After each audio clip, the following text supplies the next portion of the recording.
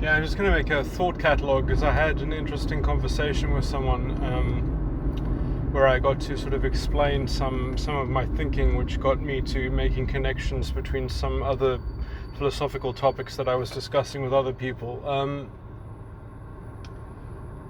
So I'm just going to say a sort of a made-up maxim about that, and then I'm just going to get into the kind of the issues as I see them. So, yeah, and I've also got this very nice picture in my head to sort of visualize. I was thinking of trying to make an artistic sketch. I was thinking about doing this just to sort of encapsulate this concept. So it goes on the level of so I was talking about essentially how determinism effectively as a philosophical concept is completely bankrupt and essentially forces you to kind of get into a philosophical reliabilism. And I was also depicting that by talking about, the problem is generally, let's just say, in the Western world or in the world in general, capitalism works so well. It's such a good mechanism for facilitating people to coordinate with one another without them actually having to explicitly contract. They end up sort of tacitly, sort of constructively contracting via the kind of capitalistic sort of model, as it were, which is great, because you need a way. In the same language uses the same kind of thing in essence, is that we have conventional meanings which might not be grounded meanings of words, but you need a starting point to start to communicate with someone. You need a starting position. In a sense, you need the same convention of fragments of what is considered to be set, and then let's just say your overarching, let's say, postulation and contention about what those fragments signify, a kind of unifying understanding or model of understanding that encapsulates those fragments, that can be seen as a particular character of a particular schema, and those can be revised. Those schemas, those postulates can be reconstituted with different elements within them, which in essence might actually change the fragments fundamentally. You might get a different set of fragments. Obviously that's going to be problematic if you're trying to deal with a particular community that already has a particular set of fragments, and then you have to do the work of negotiating and persuading them, let's say, into your field, to novate the field, to work out what the bridge would be, for instance. Now, I'm going to say some things that are I'm just going to use them as a device of exploring the issue. I'm not that familiar with all of Catherine Elgin's writings and philosophy, but and I do think that whenever I've seen her write these things, she is very careful to emphasize the power of reflective endorsement. But I do think some people fall into this trap. And whenever she talks about knowledge communities, for instance, she is very careful to talk about them in almost a functional term, in that there's a joint enterprise or a joint purpose. The problem is, for example, I've seen her give kind of dispassionate defenses to the scientific community, which I don't think that they deserve, because what the scientific community has never developed what their purport in fact is. They don't have a common mission statement. They really don't. A lot of them think that they are discovering things about, like reality itself. And in fact, I've seen Catherine Elgin sort of use words like that. And so, which to me is just, if you're going to say things like that, the problem with science is that it is fundamentally locked into its own model, which I know that Catherine Elgin has some sensitivity to this issue. This fundamental flaw in scientific thinking is that scientific models are fundamentally erroneous, let's just say. and essentially science is bound within that kind of that toolkit, as it were. And what are the things that they can actually find? So the kind of the philosophical digestion of science, which is what a lot of scientists think that they're sort of doing something in relation thereto, in terms of their discoveries, in thinking that it has a kind of that certain discoveries will eventually sort of reveal that science is in fact the kind of the external locus of control that we can all reliably depend on and be tethered to, and have the same sort of kind of symmetrical yoke of compliance around, and therefore we can all ground our common meaning because we have a similar idolatry of external authority. I do think that this is generally the purpose of most sort of scientists, and that is why, I think if science was more clear about its purpose and having to sort of justify it within, let's say, the context of epistemic responsibilism, there would be a shift in actual what science would actually focus on developing. Things would come into alignment a lot clearer, because there would be a kind of honesty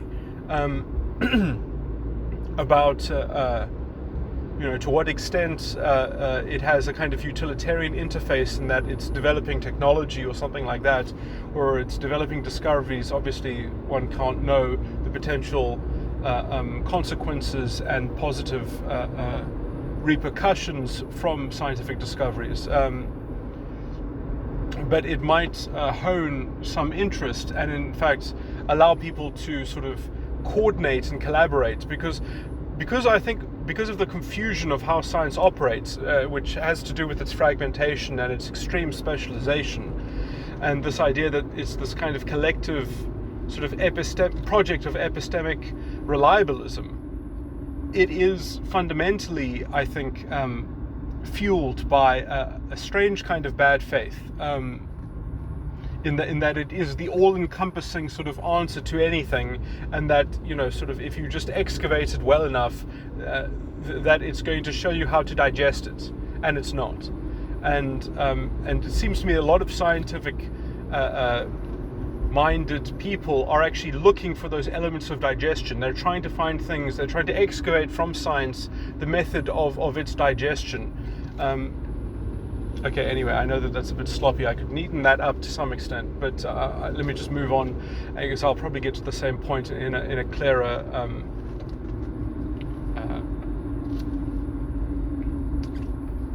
set of exposition. So I mean, this idea that you can sort of, the community knows what it's doing and it's going to have its convention, so we can all play our role according to that convention, because then we can sort of essentially, we can implicitly be coordinated and collaborating. Now you see, that is essentially the danger, because the idea that you're going to sort of hand a kind of epistemic responsibilism to the kind of the function of the community itself. I was afraid that maybe Catherine Elgin's work does not, she does go into reflective endorsement, so it is kind of all there.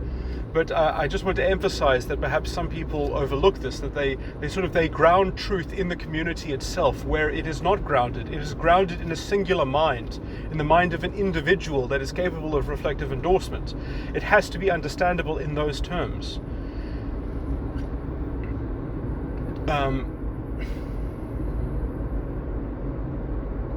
And this is where I think the danger of, for example, the scientific knowledge community gets into, is because science is fundamentally like solipsistic, because it is only just concerned with its own models, which essentially are fundamentally erroneous.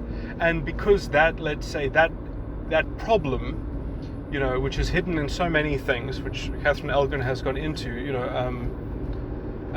significant figures and such,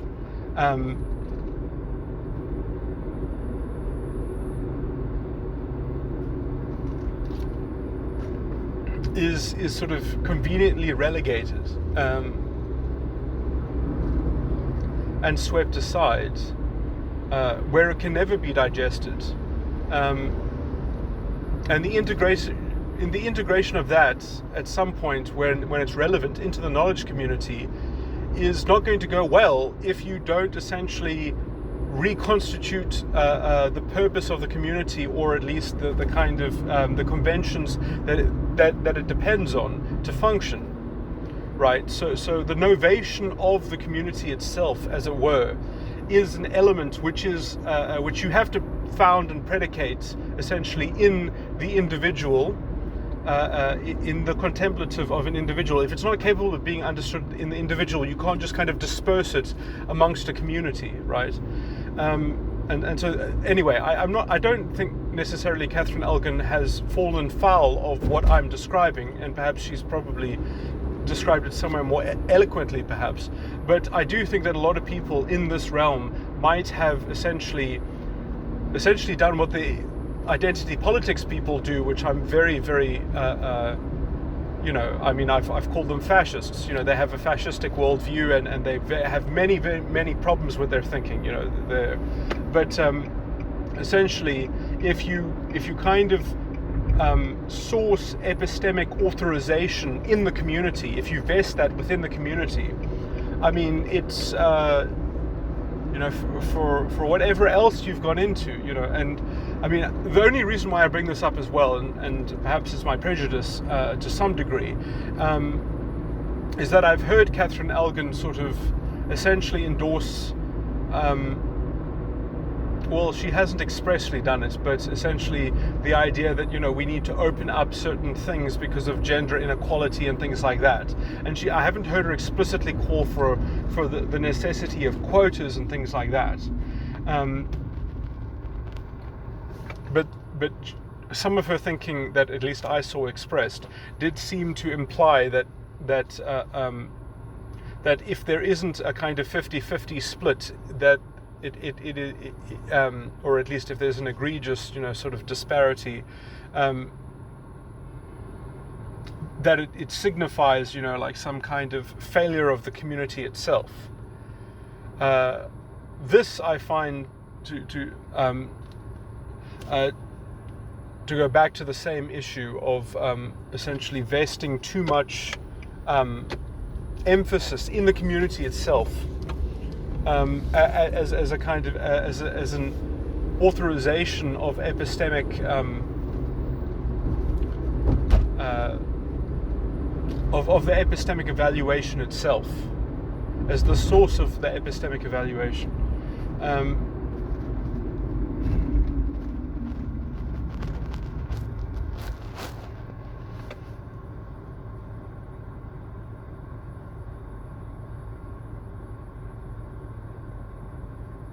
And I mean, I do believe that, perhaps I didn't follow all of her qualifications that carefully, but I like to think that she already has this thinking built in, because, she says that, when she talks about the community, she says this idealized community. So it's almost a way to talk about the intention of the individuals and how they are contending their epistemic responsibilism in the view of essentially their idea that they have to found a culture or be part of a culture, that they are a kind of so essentially that their beliefs can work essentially as a network between nodes of equal, let's say, contributive epistemic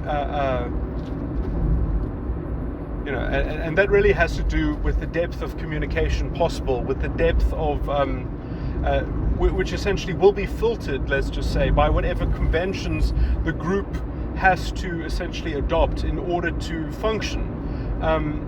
You have to take on a role in a community, essentially, and then sometimes those roles will need to be revised, essentially. So a community that isn't capable of reform, as it were, is probably not worth being a member of. Anyway, okay. What was the okay? So I had the idea anyway of the picture that I would draw for this is that you have fragments, right? And then you have a kind of fragments that are somewhat sort of scattered in a plane that are sort of adjacent to one another, and they're kind of, and then there's a kind of, there's a grid that sort of links those fragments, but obviously the grid itself almost looks like warped time space, as it were, that it's sort of like a, it's an uneven sort of field, as if you're doing a line drawing of like a surface which is crinkled, and almost like a topographical map sort of thing. That's trying to just sort of weave its way evenly between all the fragments. And then essentially you have another set of fragments which is almost at 90 degrees, and then it's also sort of matrix of topographical lines, and it sort of intersects. So some of the fragments are shared by both.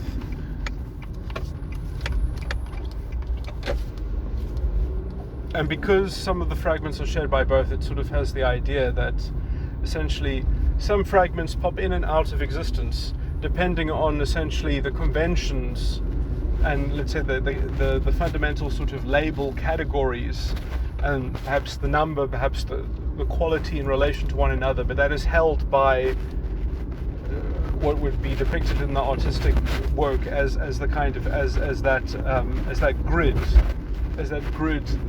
that is sort of evening out the fragments into a unified understanding, as it were, into which they can all be interrelated, because relative to the grid they're all on the same plane. So the grid essentially is curved in order to accommodate the various displacements of the fragments, and so there are many different possible understandings, as it were. Anyway, what else to say?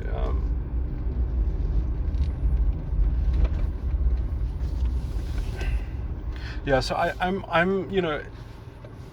am afraid, essentially, because I haven't seen it emphasized in Catherine Elgin's sort of talking about this. She talks about reflective endorsements, and that's all well and good, but I don't see her talking about the importance of the individual, as it were, in relation to the community, as essentially being like a priori. What's the other point to be made here? And I do think that in this talk of an idealized community, that its relation to its constituent parts, which are essentially the fundamental unit, the individual,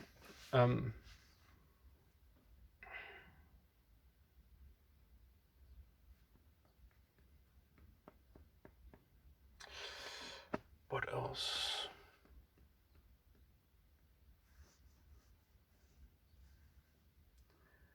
Okay, so my point here is that I'm very much afraid that as elaborate and as complete some people's philosophical thinking can be, that they're still prone to fudging it. They're still prone to just using a heuristic and saying that this is obviously sort of corresponds to something, to some kind of oppression or something like that, and you make a hysterical sort of, what's the word, impetus towards. I just wanted to get into explaining something that I probably didn't lay out exactly what those fragments are. So those fragments are a way of depicting essentially, you could say sensory experience as well, but essentially you have to almost have a contention. The problem with talking about facts, or what is set, or what is a conventional sort of interpretation of something, is that context is never set.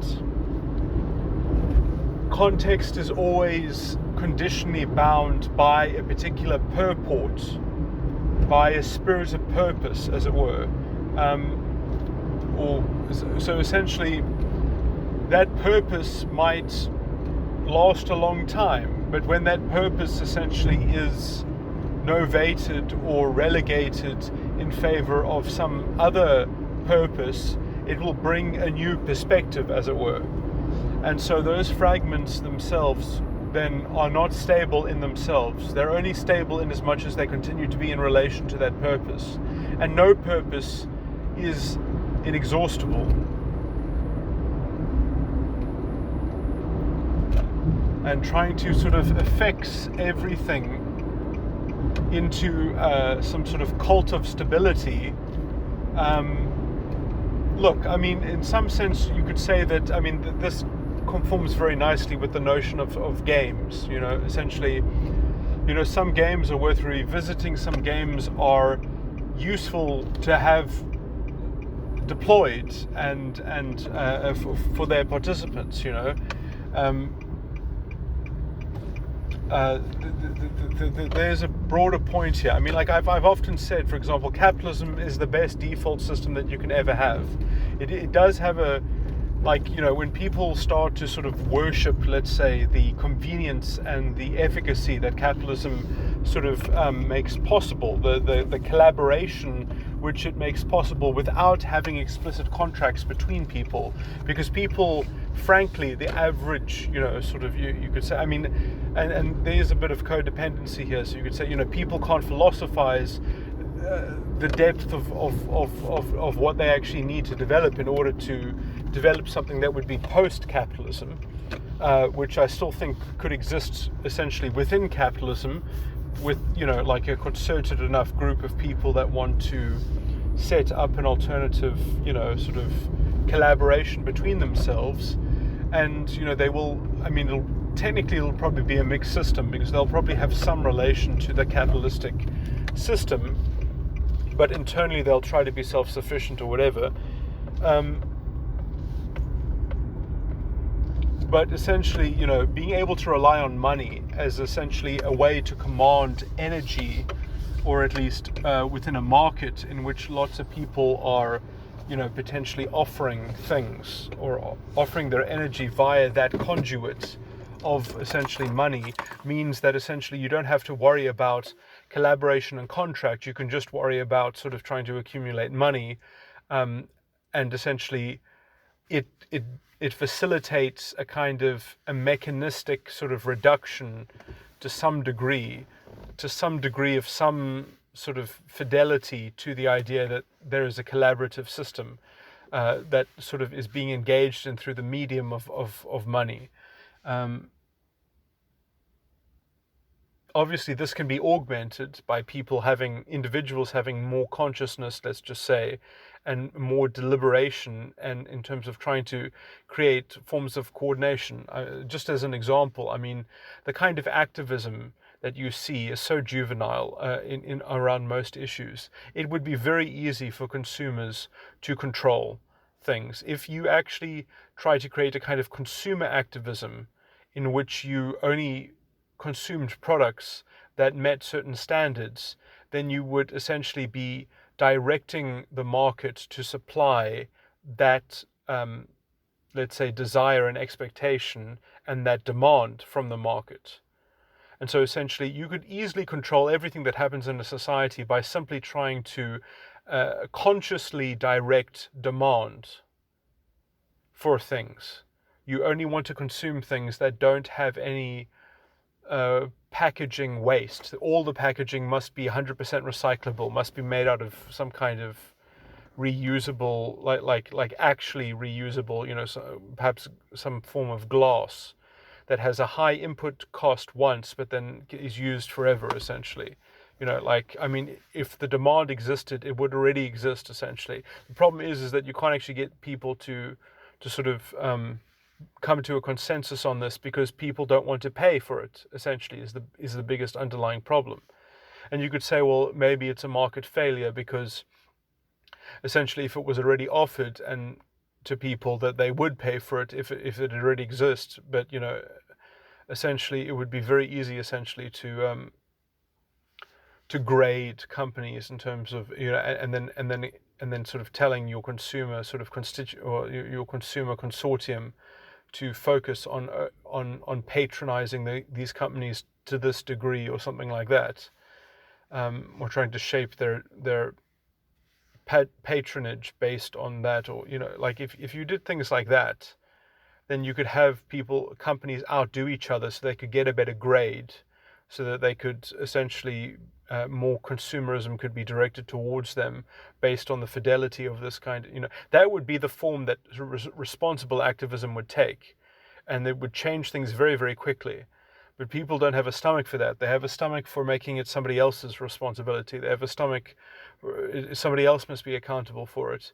And, are they really willing to actually pay some kind of premium? Anyway, okay, I'm not going to get into these tangents too much, but what is the point of this?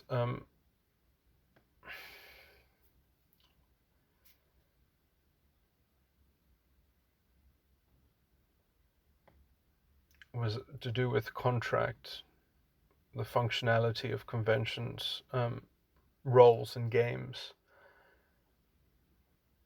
So essentially, when you're playing the game of capitalism, you're playing the game of, well, you only accumulate money because you're meeting other people's needs, because you're selling them something that they want. They choose to buy from you rather than somebody else because you're either beating them on price, you're beating your competition on price, or you're satisfying the needs of the consumer more. You're meeting the needs of the market better. You're playing that game, and essentially that turns you into a kind of mechanistic reduction. It turns you into essentially a positive contributor to society, as it were, and a positive coordination, sort of a point of collateral support that you're offering to the community.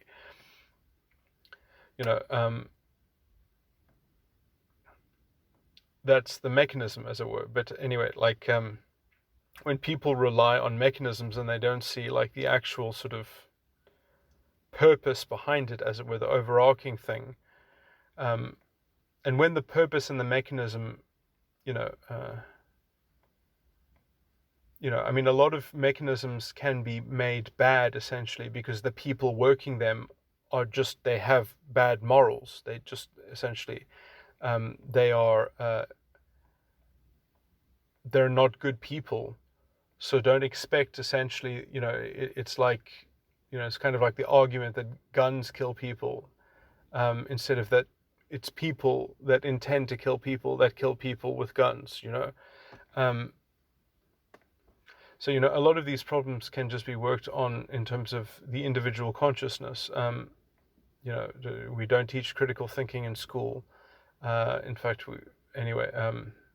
we teach people now, essentially, within this disgusting ideology of identity politics, to look at everything as a system and to look at yourself as being oppressed by the system, which essentially makes you a narcissist that just cares about your own sort of autistic sort of how everything doesn't go along with your preconceived notions, and if anything makes you feel a bit tripped up, then you're being aggressed upon. It's a very debilitating sort of self-agonizing form of conceptualizing challenges, turning them into a kind of ideological battlefront. That must be that the reason why you're being treated anyway is because of your affiliation to a group experience. It makes people think through generalizations and to use stereotypes instead of using principles, essentially, and developing any kind of internal machinery. It's and Nietzsche would have called it slave morality made manifest, essentially. In the same way that fascism is that slave morality that you are saved by your affiliation to. Anyway, okay, this is a huge tangent. So the reason why I wanted to talk about contracts so much is because in some sense you can understand that there's a kind of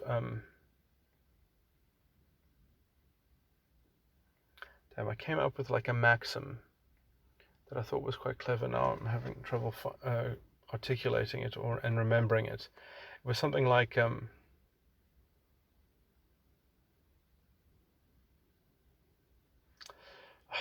can only remember it vaguely. It was something of the idea that they are contractual. And this sort of comes from the perspective of epistemic responsibilism, that there are contractual spaces where there's a kind of there's an assumption that a certain convention and certain roles are being played within that field, within that space. And so when you act in that role, you have to sort of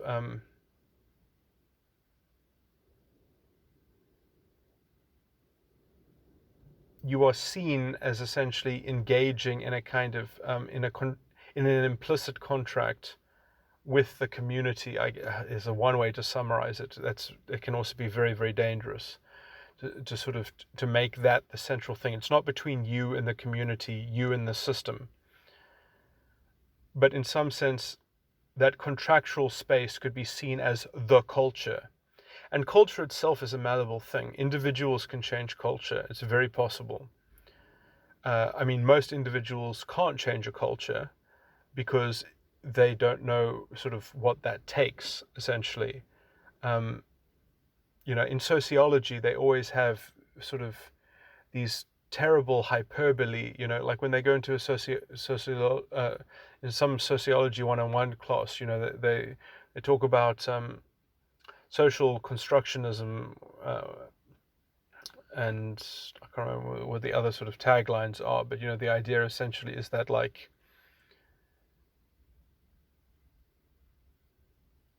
what is stopping, why can't you take off all your clothes and stand up on your desk, essentially? Why can't you do that? That is social, think about all the social constructs that are barring your behavior. And so they always use some kind of like hysterical hyperbole in some sense to show that you are molded by the system, you are molded by history, you're molded by all these ideological things that have been imprinted upon you.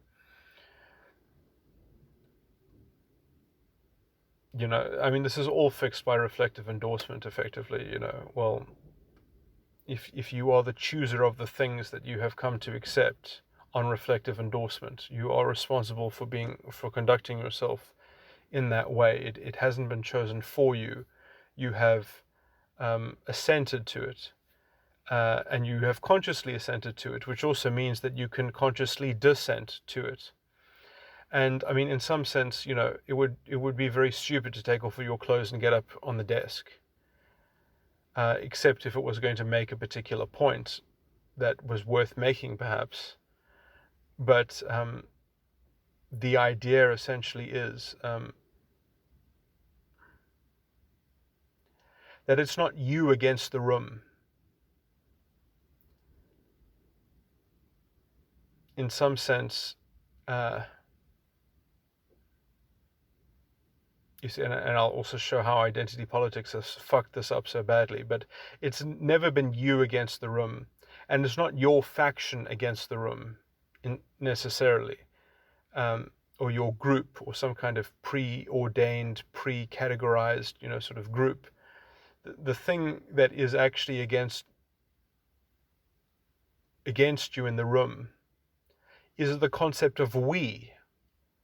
It's we against the room. It's we against social constructivism. The idea is that if you want to tear down social constructs, you actually have to do the thing that the social construct performs. Would you actually want to really live in a world without that social construct? I mean, do you even know what it is that you're supposedly proposing? It can be fine to talk in an ivory tower that, these social constructs, these, they have a function.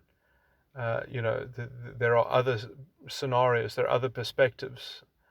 Life is 360 degrees. It's not just what you're thinking currently in your head about dispensing with things.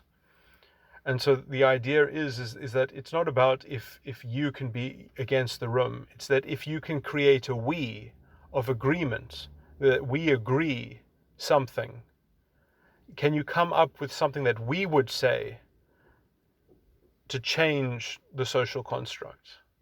And that really requires negotiation, communication, like actually having people that think that they can be responsible for their own understanding, that they can take on that responsibility, that they're not happy to have these exterior locuses of control, which identity is firmly an exterior locus of control, which is why essentially, I mean, it eventually always turns into fascism, because the idea is simply like, I've used this term before, identity endorsement. But what identity endorsement actually is, said in another way, is that essentially you're saying this should happen, and you agitate for what should happen because it is authorized by the identity. So everything is valid because it's authorized by the identity, and it's invalid because it's not authorized by the identity's interest and or justice for itself, for the identity. And so once you've got that idea of authorization via identity, and you source like authority and the notion of validity effectively in what is authorized by the identity, you've got a tool essentially which is a plutocrat's dream. You can justify any kind of totalitarian conformity, and you can set these rules, and you can say, well, the reason why these rules exist is to exalt the identity and promote the interest of the identity, and to fix the identity against its enemies, to repair it from the damage that it was done from its enemies. And then at the same time, you can just do endless corruption, because once you've got rules and you've got a culture that is centered in that way, it's impossible to recover. I mean, like, because you've already thrown out the rule of law, you've already thrown out general principles. You've got people that essentially they can only sort of emotionally reason what is good or bad for the identity. So if someone can just make a specious argument that this would be good for the identity, and they think that they are the identity, and everyone needs to be working towards the same, towards the same end, and that is the end, is restoring the identity. You've got a never-ending rhetorical machine that can just keep people essentially,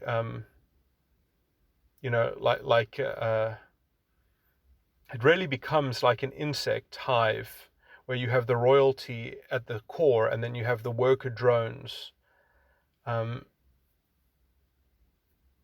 the idea is essentially that the royalty will prove the value of the entire species, of the entire colony. It's very ironic that essentially it is a very colonial mindset, which it supposedly is a reaction to. So I guess that tells you something, that Jung was right when he said, what you resist persists. And because this ideology is supposedly framed being opposed to colonialism, it is a form of colonialism, and it is just as plutocratic and disgusting.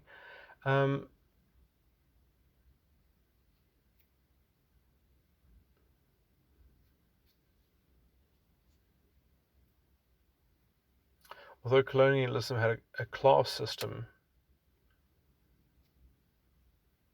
it didn't quite have the same,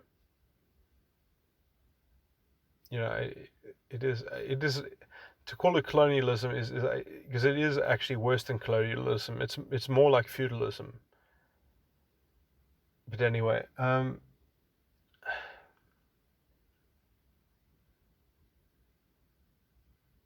mean, colonialism didn't really need a scapegoat to function as this feudal system sort of does. It actually almost has a religion, a metaphysics that enshrines the identity to create an orthodoxy, so that nothing can sort of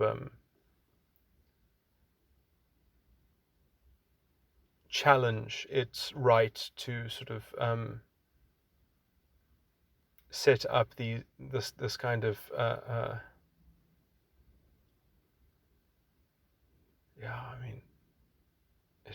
I mean, essentially, I mean, if they're not selling resentment and sort of and this grievance, idea against the identity, I mean, they can't get away with it.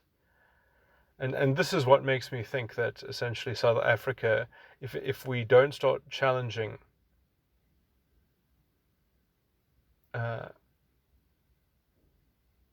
the ideology head on. I mean, I can just think of so many things to say. I mean, you just stand up and you can just say, I'm not admonishing people for not voting for the DA. I'm not I'm not addressing people that didn't vote for the DA. I'm addressing the people that voted for the ANC and that voted for the EFF. What were you thinking?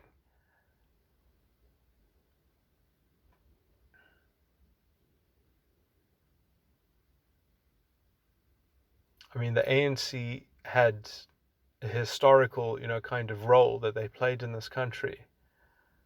But, I mean, essentially, they have destroyed democracy. They have hollowed it out. I mean, at this point, you can't even blame the political parties. You have to blame the electorate. I mean, if you've got an electorate that is willing to put that many votes behind the ANC and the EFF, I mean, they obviously don't want democracy. They want something that calls itself democracy and is just a totalitarian, sort of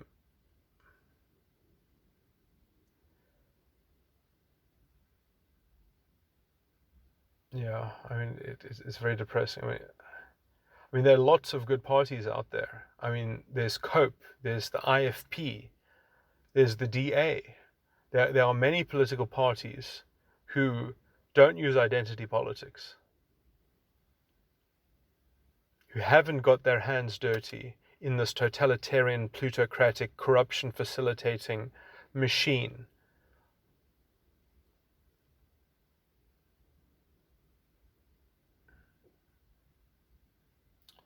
As soon as people want authorization from the identity, I mean, it's sort of you can square any circle.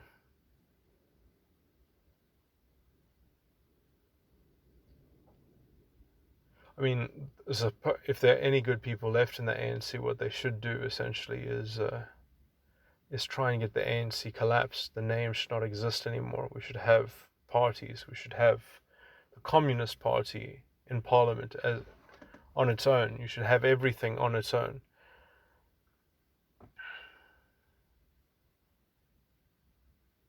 We've got proportional representation. It's not as if you vote for a party that essentially, effectively with proportional representation, your vote is never lost.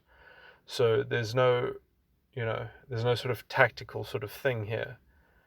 There are many, many parties, but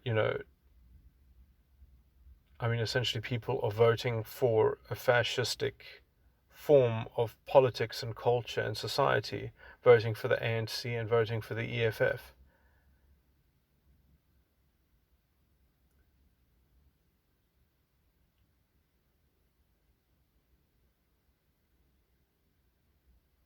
Without some kind of political revision, we're not going to be able to clean up the court system. Which I mean, essentially, I guess in some sense, maybe we'll not be able to clean up the court system, but we will be able to remove the offending legislation, which is unconstitutional, which the courts won't declare unconstitutional because of their ideological alignment with the plutocracy, which quite clearly relates specifically to the Chief Justice, who gives lectures, which I keep on depicting him this way because this is the substance of what he says. He is a war criminal in the waiting. He preaches a creed of collective punishment. He calls for legislation to treat people as their designated racial group, because that is a good enough generalization, and that's a good enough way to instrumentalize people that live in a non-racialist country founded supposedly in a non-racialist constitution, which he has interpreted into being according to this legal positivism, which fascism always breeds, that the moral vision is so good that you don't actually have to do your job and arbitrate over criteria, and if criteria is good enough, and if legislation is even effective. You don't have to look at any of that. You can just say, oh, their intention is in the right place, and this is their plan, and it's their job to make the plan because they are the government. So we're not even going to question the legislation in its form. We're only because it's the rubber stamp of its vision is just is good enough. And so they just mechanistically don't uphold constitutional rights. They breach social justice for this new fascistic interpretation of social justice, which would be exactly what the Nazis would have thought about themselves, that they are just looking out for justice for their identity, for their Aryan identity. It's very much, it's exactly the same philosophical worldview. It's the exact same interpretation of a population, not of individuals, but of these fundamentally different factions that have to trade between each other a commodity called social justice. That's the kind of instrumentalization that we have in the law, that we have in the Promotion of Equality Act, and which is ideologically endorsed by the Chief Justice. It's actually kind of nice that he no longer calls himself the President of the Constitutional Court, although perhaps he technically also has that role. But that was what he used to be called. Now he called himself the Chief Justice. So, you can almost see that the authority has vested away from the Constitution, and it has been invested into the Chief Justice, who gets to interpret the Constitution, and he can make it say whatever he wants it to say. That is what he has accomplished. That is legal positivism. And it all comes from this culture of being foremost invested in the identity, so much so that you will not follow proper rule of law and principles. I mean, the basic principles that are outlined in the Constitution, that criteria for affirmative action should have to comply with. And if they were, we wouldn't have a destroyed economy. We wouldn't have a sabotaged economy where small businesses can't function effectively, where we have an anemic small business sector, which should actually be the lifeblood of any developing economy. It can't work with this kind of over-regulation, which is fundamentally unconstitutional. The form that affirmative action has taken is poison. And we are all suffering from this poison, and this poison is identity consciousness. And that is the only thing that has grown in this country. We have not grown jobs, we have not grown wealth, we have not grown opportunity. We have grown identity consciousness instead, because it's a self-fulfilling, self-agonizing prophecy. And it has its false prophets, it has its rhetorical mouthpieces, it has its twin-forked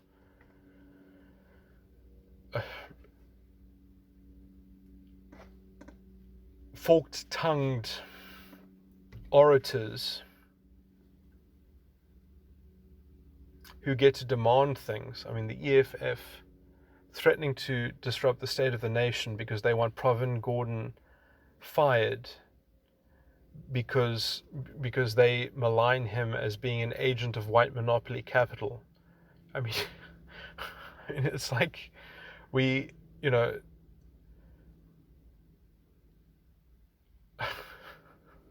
can no one read the fascist writing on the wall? I mean, this is, if there ever was a totalitarian country. I mean, how about you get to choose who the finance minister is if you win the election? How about that? But no, they're already ramping themselves up into justifying some kind of civil war and coup in which they can try to grab power. I mean, that has always been their plan, is to destabilize. That is their vector. I mean, it's very obvious that they have read Mein Kampf and they're using it as an instruction manual.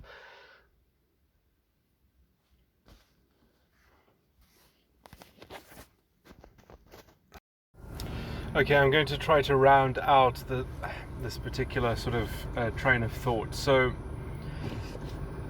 let me just think. I made some notes of the things that I think I was not touching on that well. Just little blurbs. So essentially, it's the kind of it's the understanding that essentially culture itself is made out of conventions, and conventions themselves are made out of fudged purposes, as it were, or let's say affixed purposes, which essentially get nominally ascribed to the roles that are played within the particular culture. So essentially, conventions are cultures that obviously have a particular sort of community identity, perhaps even as well. But I mean, that's just sort of nominal. That means that members of that community share that set of conventions. Okay, anyway, this is just semantics. But the thing essentially is that,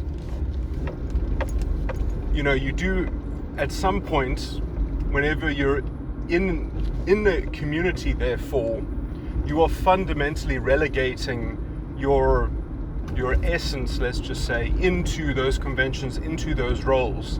But you are responsible for doing so. You are underwriting that, as it were, with your epistemic agency. And if you don't like it, essentially, you can either sort of disconnect, or you can try to persuade, or try to sort of create a subculture, as it were. That is, you know, and okay, now there is a let's say, okay, so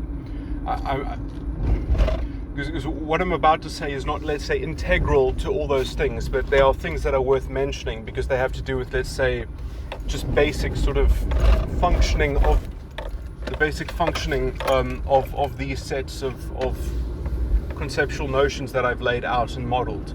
So the issue essentially becomes, or some of the functional or operative, you know, dynamics become that you can't get away from essentially signing some. Well, I mean, if you want to be involved in a community rather than just being involved in specific negotiations and specific exchanges one-on-one, but if you actually are going to be involved in a community, you do at least have to sort of abide by the conventions to the extent to which you can seek to novate them within, you know, that's your initiating starting position, you know, and you can sort of talk about philosophical notes that sort of and go deeper into the and be behind and below those conventions, as it were, and try to refine something that might be worthy of, let's say, displacing the convention itself. But I mean, a lot of these conventions, let's say, are usually there because of some kind of, you know, meta utility to some extent, that they are functional to some extent. Even if that functionality becomes a kind of cult ideology in which essentially the conventions are seen as, let's say, the kind of the a priori categories, rather than just a kind of a role that is being taken on for some purpose. So essentially the purpose is being completely overridden in some people's minds, because they think that no, the system is a representation of the ideal reality, or something like. Or when I say ideal, I mean in terms of like the intrinsic sort of objectivity of reality, or something like that. Some sort of notion of some kind of external locus of control in reality.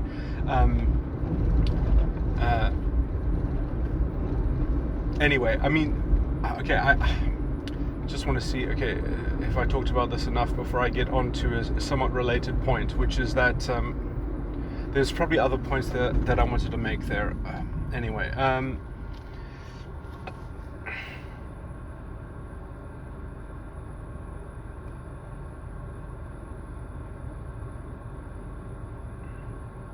anyway, the next point sort of leads on from this is that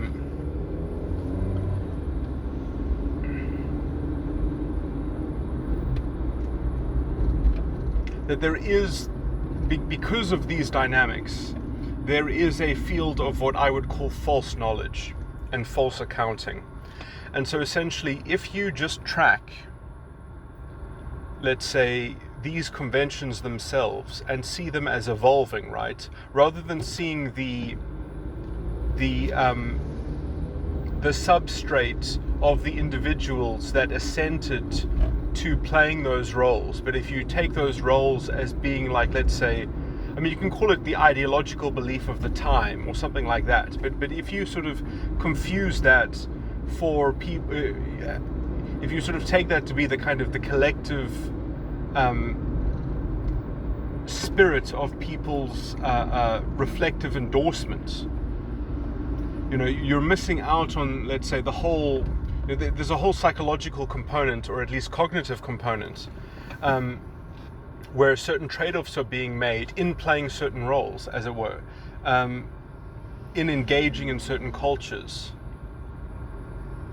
that there's a compromise. I mean, there's a fundamental compromise, because you're sort of engaged in a fudged enterprise,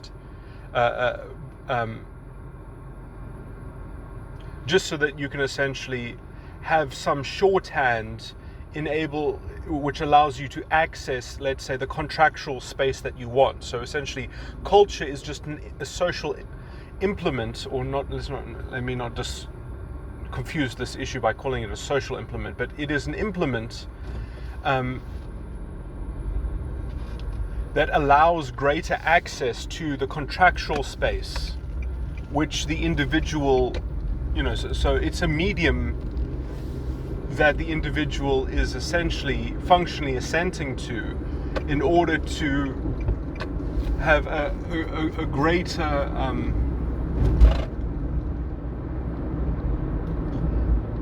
reach, you know. So I mean, in some sense, it's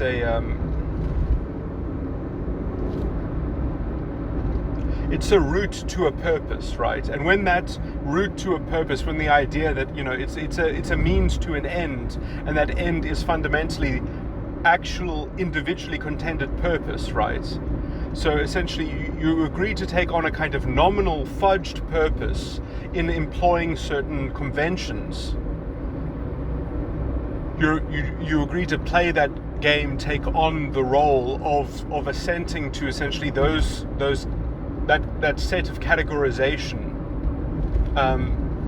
so that you can access, let's say, your higher purpose and your own, and so it's essentially it's one of the ingredients in a synthesis, as it were. That is what the individual is engaged in. Now, if you completely dissolve the individual into a kind of sociological reduction, and you basically say that these roles are effectively the generalized reflective endorsement of the people of that time, or something like that, if you have some kind of hideous generalization that you cast onto people like that, and you deprive them of having epistemic agency fundamentally as well, they just become a sort of a cog in part of whatever faction that they're a part of in a particular sort of time, that you sort of adopt some kind of disgusting sociological reduction.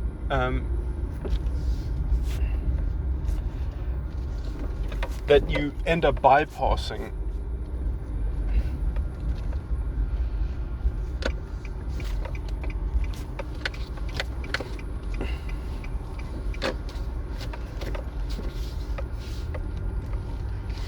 not just bypassing.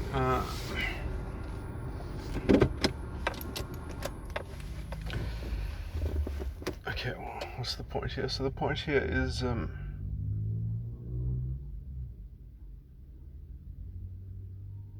the false knowledge. So then you get a different set of, let's say, extracted perspectives in which you see that there are the evolution of roles, where you don't see essentially how a new paradigm and a new set of roles displaces an old paradigm and an old set of roles.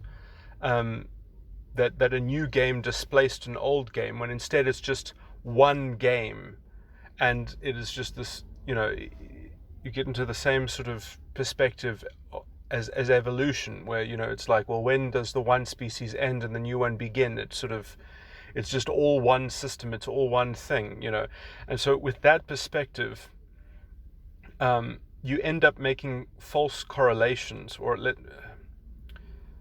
you end up correlating elements and the evolution of an element by someone conflating these things, because you don't look at, let's say, that economy of purpose. You've completely overlooked reflective endorsement, and you're just like, oh, well, these set of sociological conditions precipitated the next set of sociological conditions, and you're correlating these factors to essentially epochs of a kind of a parallel ideological engine, essentially, and you've got something. I mean, this depends on modeling the human being as effectively being, the kind of the tabula rasa and such.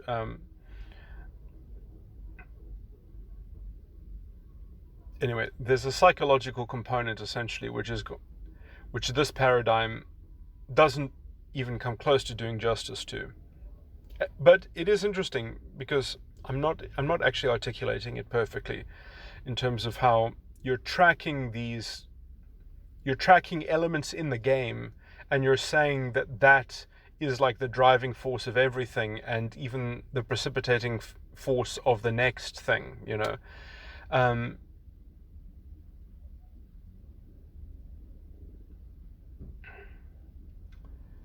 But there's another error that happens when that becomes like your framework. I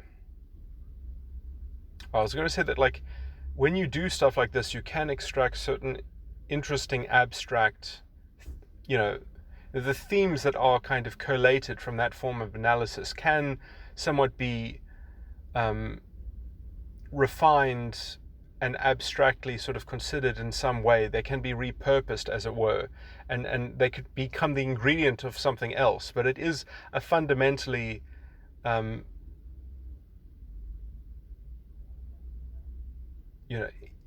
that particular sort of reductive analysis,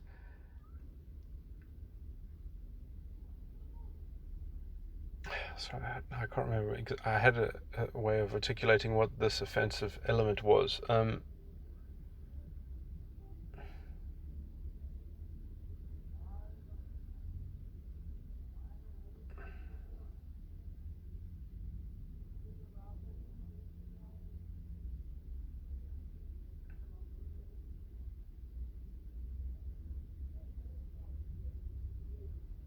What is the offensive element?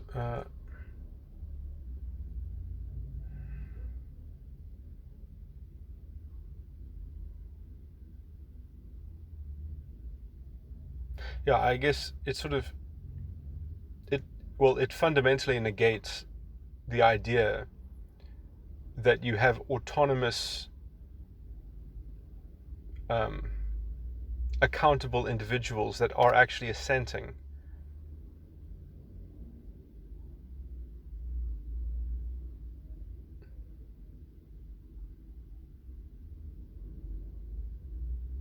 And that are capable of being directive.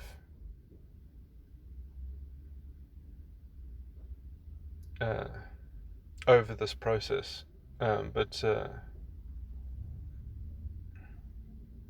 of what otherwise would be seen as a kind of sociological evolution, of kind of materialism, or just an ongoing set of conditions. But essentially, it has the error of essentially only being able to track conditions and conditionality, and it has no way of assimilating the notion of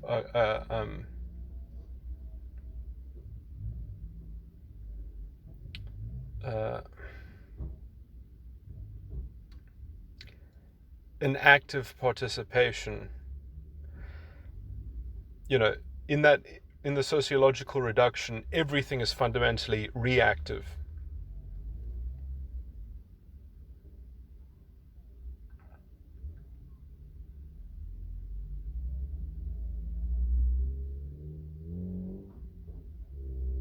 You know, Marx's analysis, for instance, is very careful at sort of saying that essentially culture is the magic that puts the spanner in the works, that none of his predictions are necessarily relevant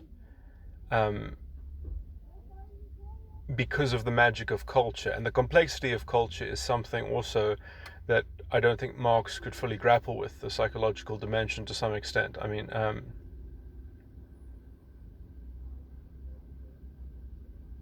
I think if he did go into that topic, he would have been able to be more prescriptive and able to give more warnings about certain things. I mean, for instance, capitalism itself, I think, and Marx knew this, was a very important part of history, and it needs, as a stage of development, it's actually quite positive in very many ways. I mean, in one of those ways, effectively, because it forces everyone to play the same game, as it were, and because the game is relatively benign in its functionality. I mean, it's far more benign than any other economic system and societal mode of organization, because it is almost inherently democratic in the function of the consumer itself, to some degree. I mean, yes, that has its pernicious it has a tendency to generate a kind of perniciousness, but I mean, in some sense, the only perniciousness in capitalism is the failing of individuals themselves, are the failings of whatever strata of lowest common denominator can be aggregated and be marketed towards or pandered to. You know, I mean, in some sense, people are benighted in their own decadence. You know, the mode itself, let's just say, you could say, fosters particular social constructs. Oh, yeah, that is something. That was the theme that I probably should have gotten into.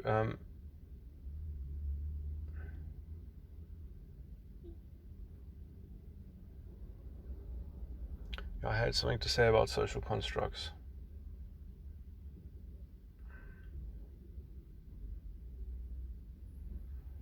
Anyway, I was going to get to the point essentially where I say that capitalism is obviously imperfect to some degree,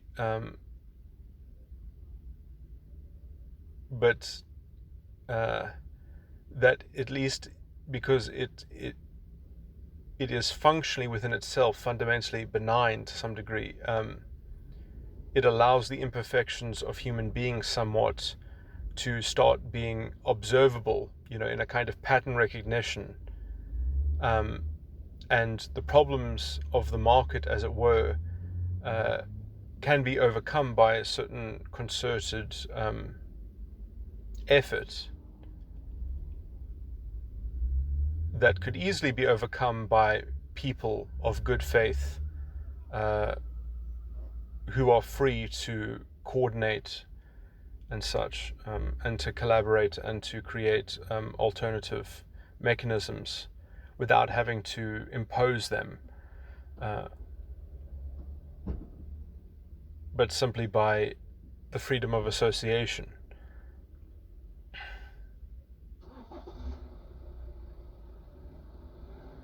But anyway, I mean, to actually relate capitalism back to what I was saying specifically, the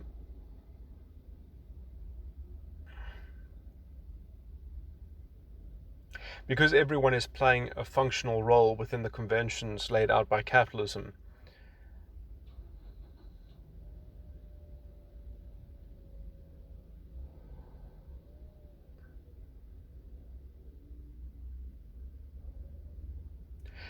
That, let's say, ongoing instrumentalization that is needed, the conformity to those conventions, are somewhat taxing on the individual, as which is intrinsic, as it were, in any community in which one has to adopt conventions. Capitalism also, in the form of a liberal democracy, has the freedom, essentially, to the potential freedom to escape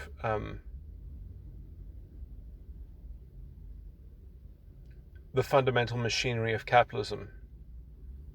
It could be avoided with a certain amount of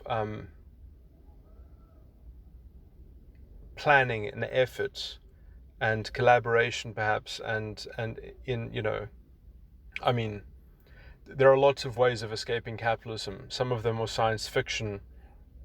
Most of them are actually only not achievable because of human beings themselves, not because of technological obstacles.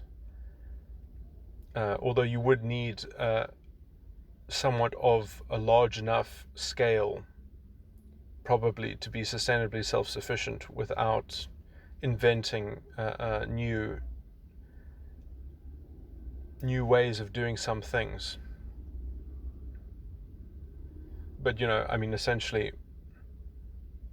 you set up enough production capacity, which is essentially not designed to create something cheaply.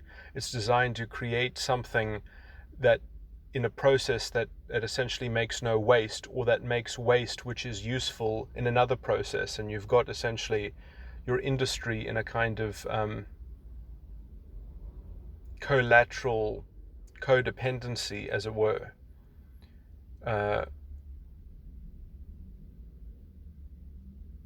Where nothing is built to be obsolete, and it creates enough of a surplus, effectively, that it can keep on investing in its own capital, working capital or productive capital, and so you can sort of exponentially keep on increasing your productivity, and therefore continually intensifying the wealth of that alternative system, as it were. There's nothing technically from stopping us from just making machines do all the work. I mean, essentially, the only thing stopping us is the capital investment into it. The problem is that we've never conducted a society that doesn't have class or status. I mean, you could say maybe class. I think class is actually pretty old, but if you even want to say that, okay, we had something else before class, well, we definitely always had status in our society. And trying to have a classless society is not going to overcome the fundamental challenge, essentially, of how are you going to apportion status? How is status going to work in a classless society? That's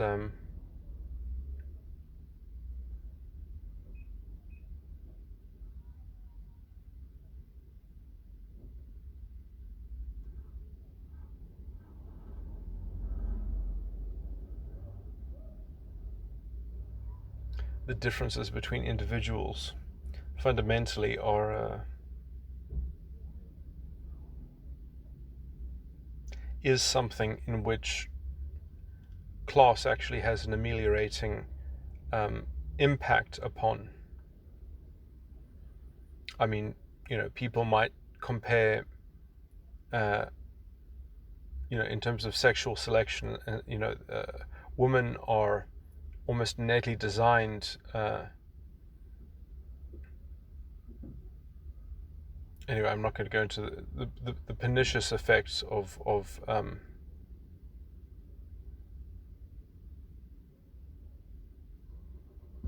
I mean, it was in fact only in capitalism that the morality of women essentially completely changed when we had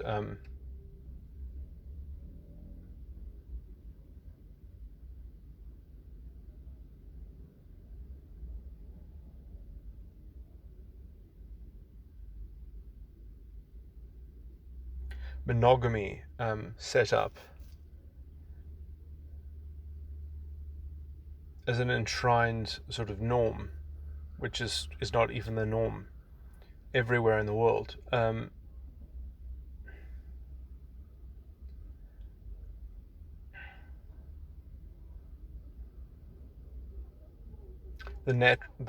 more natural state of culture has generally been polygamy.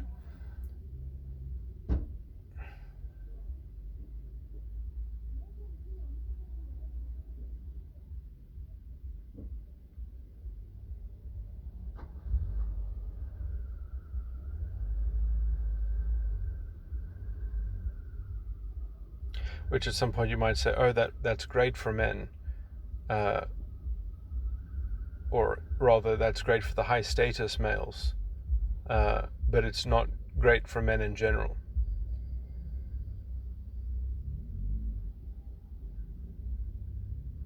In fact, one might even understand the converse of that it's actually not great for men, it's better for women, though.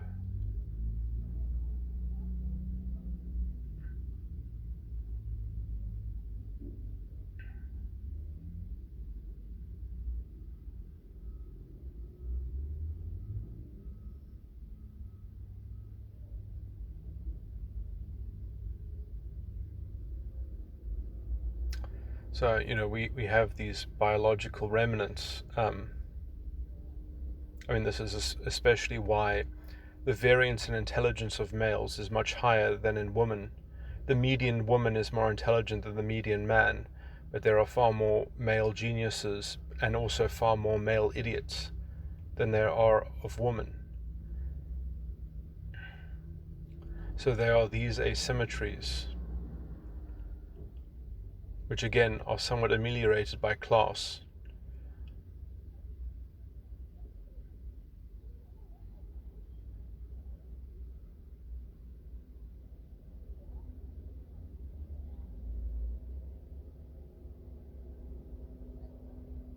But just going back to intelligence, there are some people. If people's height was dictated by their IQ, it would look crazy. The world would look crazy. People would look so different from each other. You would almost think that people didn't inhabit the same sort of, realm. Again, these differences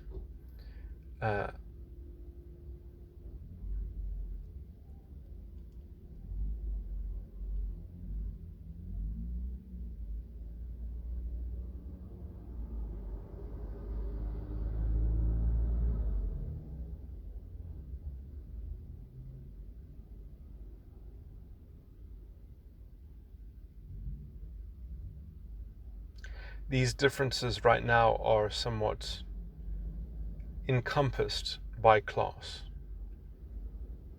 or encapsulated by class, rather. If you don't have class, then this starts to become a potentially dangerous phenomena of different status and different capacity and ability, for instance. Without a culture that's able to absorb these kinds of disparities, it's not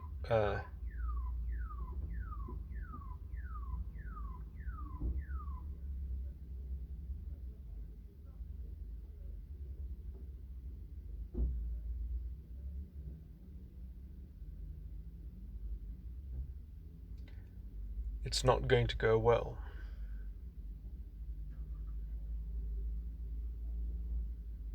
I mean, there are also all of these things, let's say, can be improved if you have the right tools, as it were, to work on them. Could call it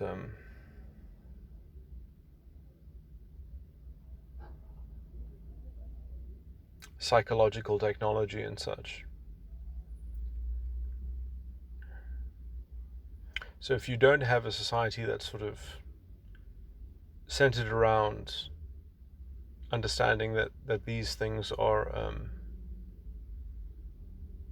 somewhat facets of internal spaces that can be expanded and worked on, if there's just this complete ideation of an external outcome and consequence that, oh, I'm not going to do very well because I don't stack up that well compared to other people.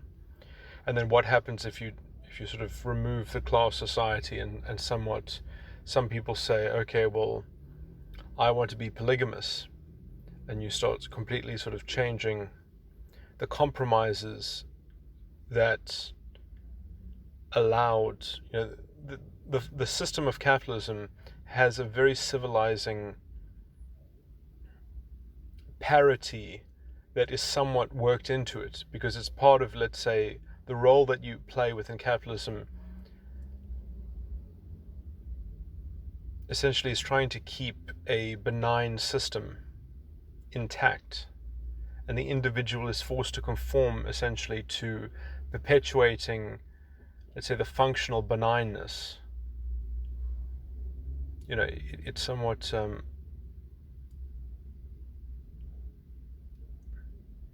magnifies the idea of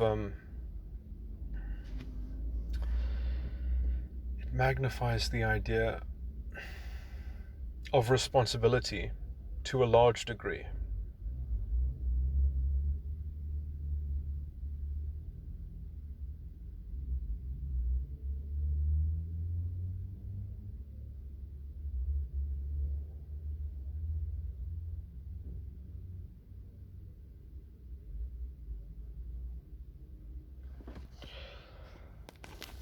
Okay.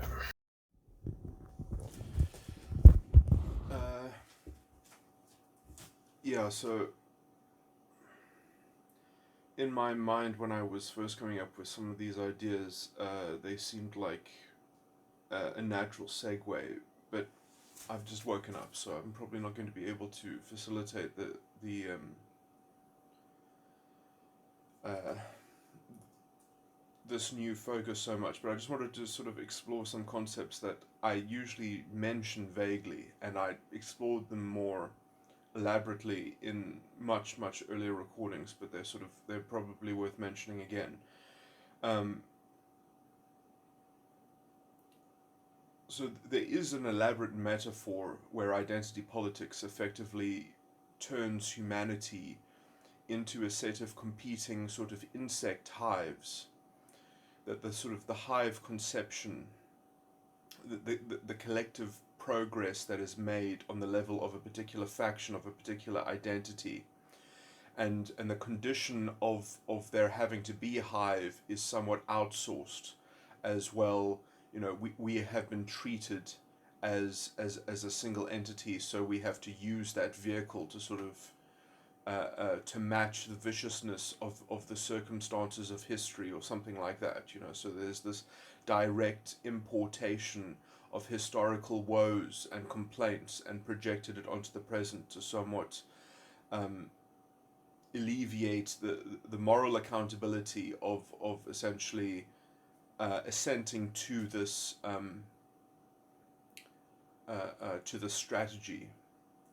But in a lot of ways, okay, let me just explore this because I'm seemingly perhaps contradicting myself. But so in some sense, the hive metaphor really is the perfect metaphor, because you can see like the queen of the hive, which essentially all the worker drones and all the different things that are happening within the hive, they're all produced by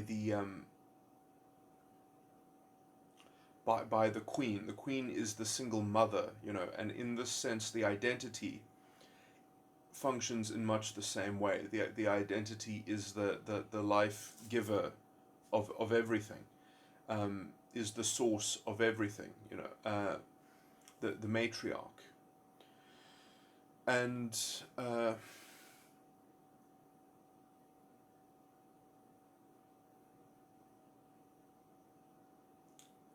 you know, in the same way that a hive can work towards the same overarching generalized promotion of the identity, promotion of the hive queen, you know, you get this tremendous amount of internal exploitation. You know, I mean, obviously, human beings should not be like insects, but you know, essentially, the emotional argument runs is that, well, there's no other way to combat the ravages of the world. We need this strategy. We need to reduce ourselves into this group entity in order to weather the agitation, even though that this form of organization is fundamentally self-imposed by the ideology. It's a mind-forged manacle uh, that can only almost excuse itself by saying, no, no, no, it's been imposed on us. That this is the only form of consciousness we have to react to the conditions that we otherwise might face alone. We need to face it as a hive, as a collective. And therefore, the internal oppression that occurs, the internal, I mean, they call hives colonies, the internal colonialization, essentially, in order to facilitate the maximal benefit to the identity, to the hive queen, to the matriarch, to the concealed or insulated plutocracy within this, is then also just said, well, this is a necessary evil, and in fact, it can almost be completely made invisible. That internal repression, as it were, to fit the hive model, can just be outsourced to, well, that's just part of the imposition of the evil influence of the conditions that force us into this strategy.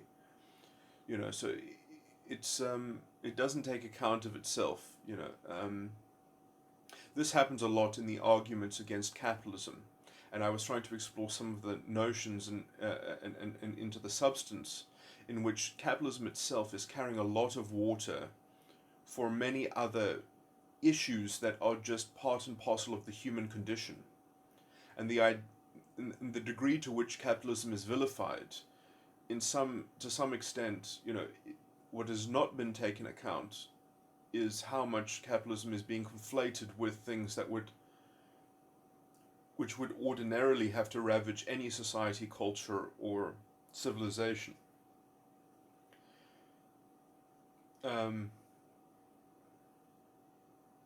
In which capitalism does a relatively benign job of essentially allowing the character of the individuals involved. You know, I mean, I went into this whole, you know, complicated set of matters where essentially you know, you can only blame capitalism for perpetrating evils to the degree to which you are vilifying the very notion of providing individuals with liberty and individual choices. And then, you know, I mean, if you're going to blame, let me think of this formulation more carefully, blaming capitalism, yeah, anyway, I want to focus on other things and not neaten this up too much, but in the same way that you can somewhat make the argument, guns don't kill people, people kill people. You know, you have to do quite a lot of intellectual gymnastics to essentially say that, you know, I mean, you have to vilify the notion of freedom itself, and in that it permits, you know, merely permitting people to do things is not the same thing as endorsing them in doing it. So, you know, capitalism doesn't endorse the bad things, but let's say it does permit it. Okay, yeah, That's the neatened up version. Okay, anyway, moving on. Um, Now, just, just because, let's say, from just basic fundamental mechanics and dynamics that I was trying to sort of talk about in terms of groups, just because if you are a member of a group, you fundamentally have to award yourself a kind of nominal purpose and a nominal role in relation to that nominal purpose that you have assented to, and within which you can hopefully use it as a medium into which you access the space, let's just say, of your preferred contractual interpersonal relatedness that you want to access. So you're using the medium of culture, of communities, essentially, in order to fulfill the purpose that you self-direct. And that you wish to contend into being, and that you will. Okay, now all of those things is somewhat of a political thing, and there are somewhat of political compromise when you are relating to groups. Which groups are you going to within the broader frameworks are you going to attach yourself to in order to do the work that you can? Which ones are, you know, it's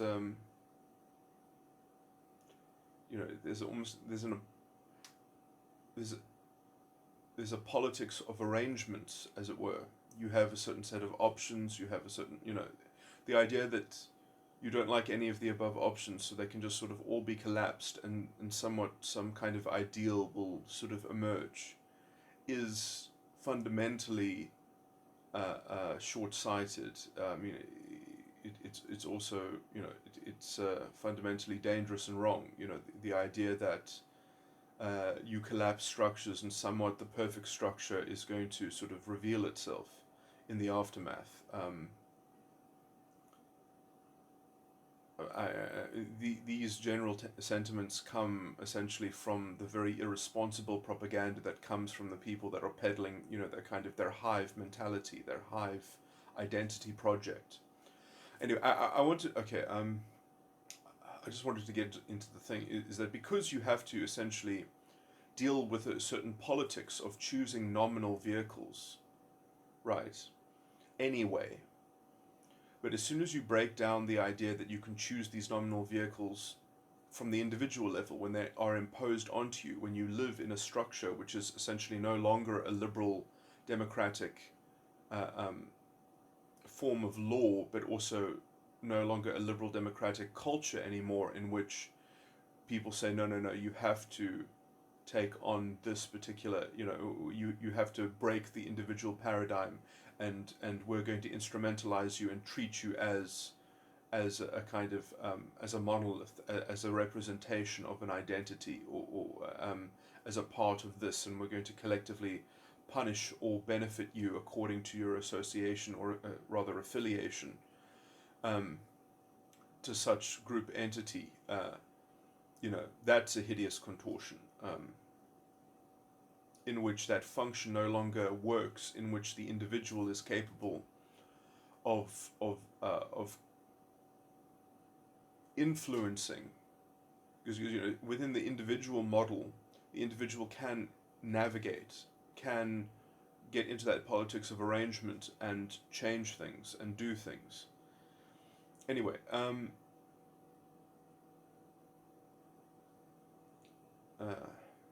you can call it radical responsibility or something like that.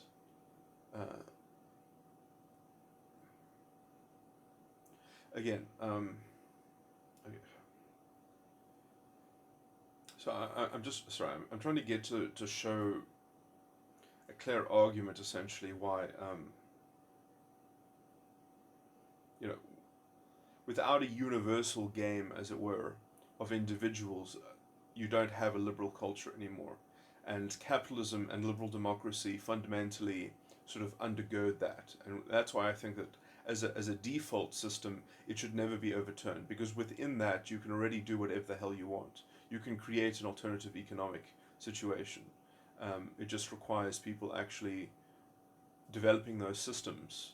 The idea that they're going to be invented by imposition, and that's not going to effectively turn into a hideous plutocracy or a totalitarian nightmare, with some kind of false consciousness that will be promulgated in some form of indoctrination. The idea that it very, if you don't sort of facilitate the former liberal democracy capitalistic sort of default, it very quickly tends toward propagating the alternative, the totalitarian sort of spiraling, and we have this in South Africa, for instance. But anyway,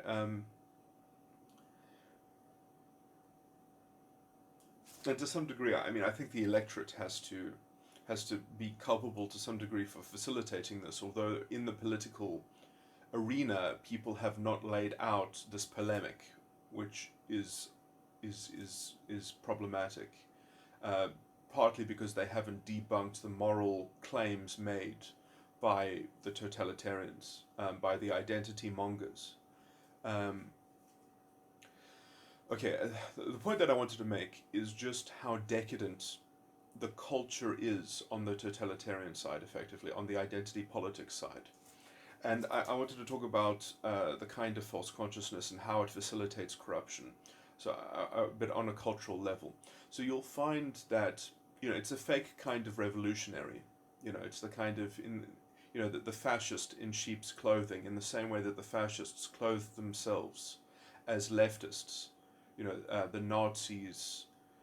Nazi literally means, when you translate it into English, the National Socialist German Workers' Party. They were a workers' party. That's how they branded themselves.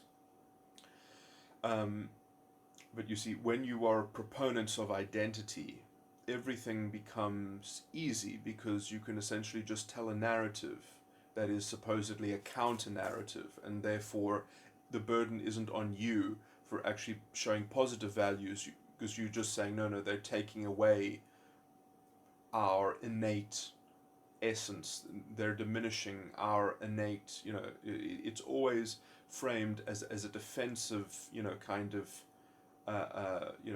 it's this weird kind of cult of sympathy with through the identity, and this canonical identitarian, nominalization, which therefore it's very easy for elites to offer their sympathies with identity.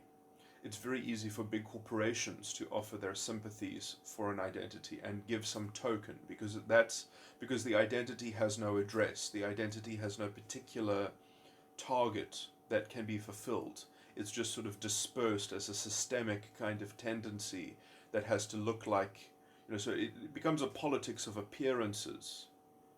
And because it is so focused on these appearances, it can seem to make reasonable claims. But when you actually look at the undergirding, kind of philosophical premises and things like that, it's horseshit. It really is the worst kind of demagoguery and fascistic totalitarian. It's just hideous. But okay, so this is why you have, for example, the Hollywood elite, as they're sometimes generalized. Obviously, not all of them are in this ship, but a lot of them are, and a lot of the vocal ones are very vocal and on board with this, because it's very easy to virtue signal. It's very easy to speak out in defense of the identity, and then you are supposedly offering some form of solidarity. You are supposedly supplying a kind of moral support, morale support, perhaps.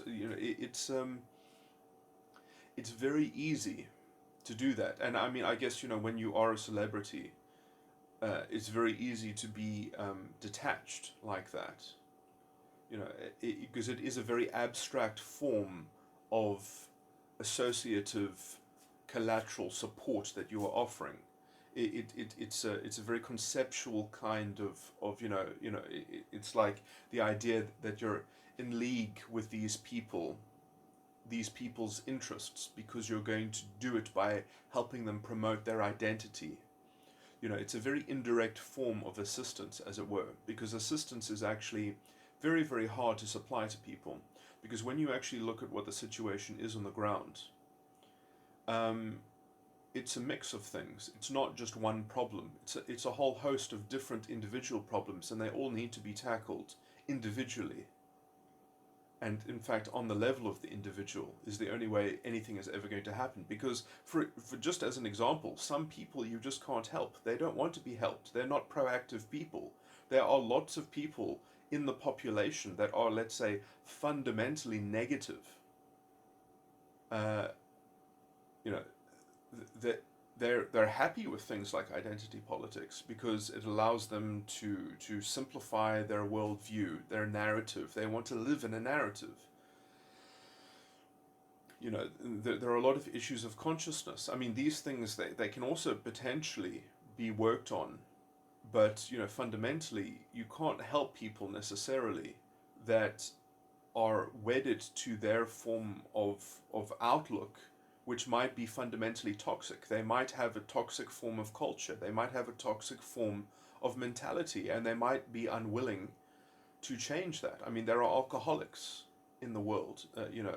There are people that aren't interested in improving themselves or having a higher level of responsibility or ethical standard in what they do. The idea that, oh, the system made them like that. Well, if you want to go cleaning up the messes of people that aren't going to turn around themselves or aren't interested in potentially turning around themselves. Now, I'm making almost a psychological point here, but this is really what the problem is often. Okay, it's first of all, it's not just an issue of consciousness. There are people that need tangible opportunities because proactive, positive people, also need tangible opportunities. Otherwise, you're not going to have development as well. So, I mean, you do need a form of material substrate, which usually within a developing country, there are opportunities if on a macro scale, things aren't being sabotaged like they are in South Africa. I mean, the idea that racism is actually seen as the thing that holding back South Africa is fucking insane. It doesn't matter if people are racist or they aren't racist. The idea that development is going to be arrested by racism. I mean, like, development it should have its own economic incentive attached to it. People do business not because they are or are not racist. They do it because there's money in it for them. That's how it fundamentally functions. Only when you've got this ideologically sabotaged economy, which doesn't even run, where it supposedly only runs on good motivations or something like that. The idea also that the reason why the economy isn't flourishing is because there aren't enough people of goodwill. It's is to project racism onto things and not to diagnose the proximate cause, which is effectively the racism of the policymakers, the racism of the ruling party, which has in fact injected its disgusting identity consciousness into the main functioning of the market and poisoned it effectively, poisoned the labor market. In a subtle way, it has broken down systems and institutional integrity and replaced it with this kind of fidelity to this ideological drive which facilitates so much corruption and state looting. Because when you've got this moral system and this moral culture displacing real economic functioning, you've got a plethora of inexhaustible excuse making for when things aren't actually functioning, because you can just basically say that the problem is racism, and you're not that's the pressure release valve effectively for the fact that everything is dysfunctional, and the systems have been eroded effectively by this new Orwellian corruption. anyway, okay. I sort of at least sketched out the things, but yeah, I mean, so yeah, yeah. The reason why I say things like politics of appearances is because everything just has to show that they have set up the system when they have in fact corrupted the system, that it that they have helped promote it to function in the way that the moral ideological view of these issues have a tendency of supposedly in the imagination working out. Which big corporations can do that. Big corporations can have these standards of affirmative action. They can absorb that into their overhead. They can do the headhunting,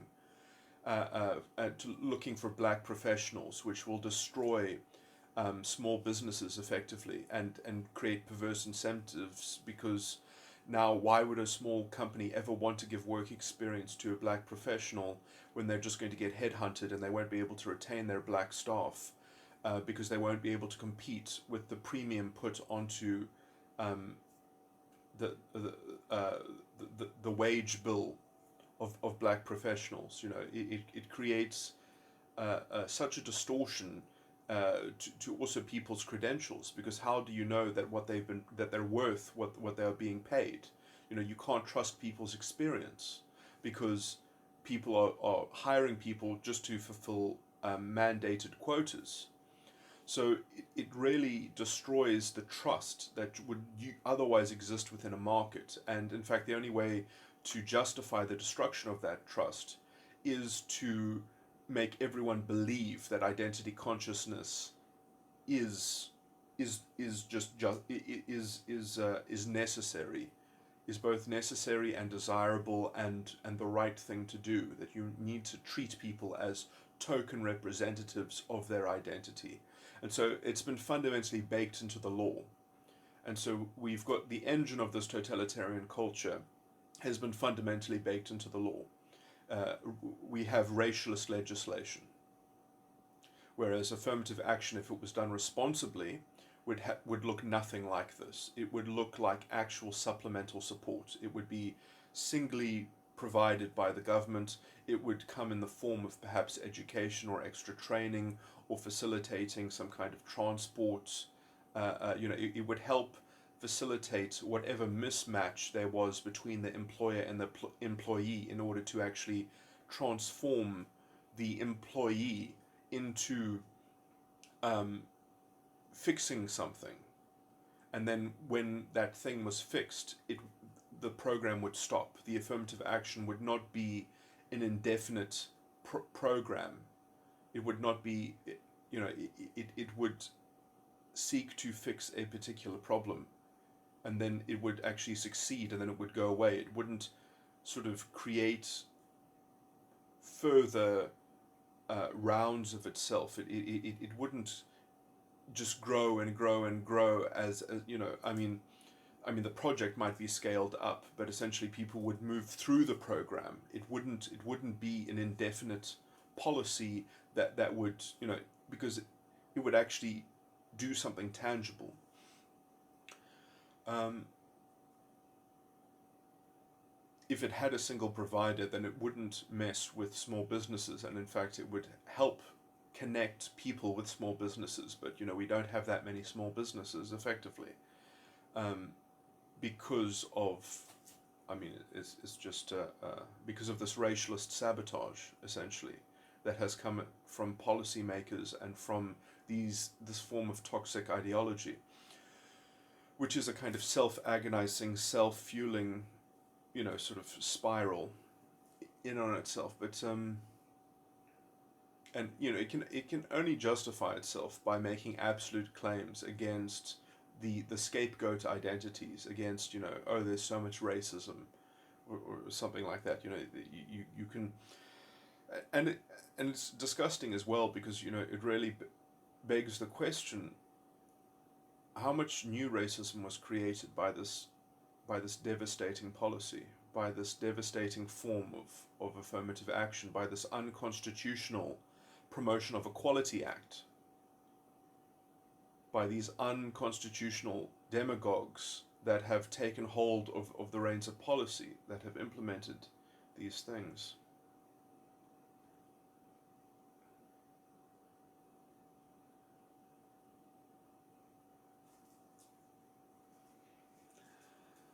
Uh, yeah, so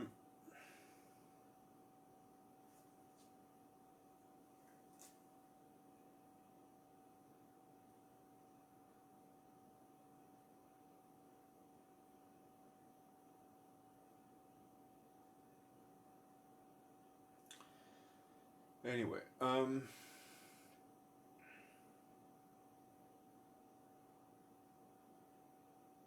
there was something that I was going to talk about that had to do with culture itself. So I mean, communities are just cultures, as it were.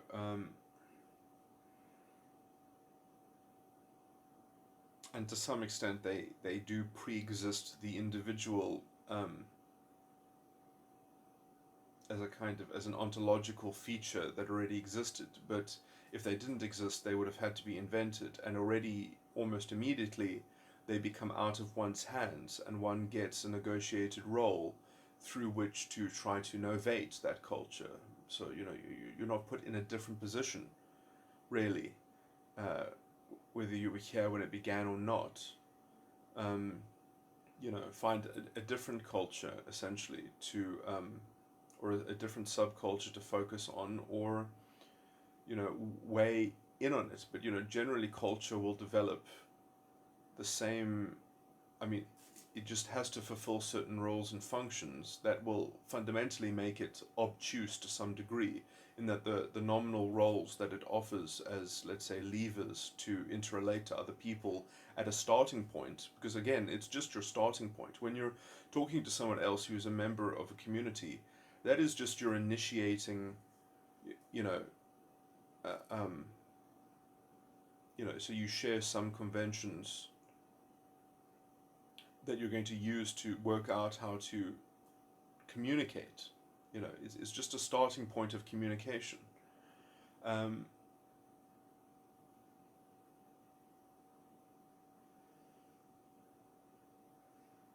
to obsess over the form of this, and that the government must control the form of this, I mean, is just is a dissolution of the right of freedom of association.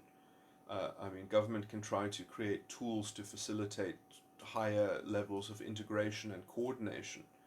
Um,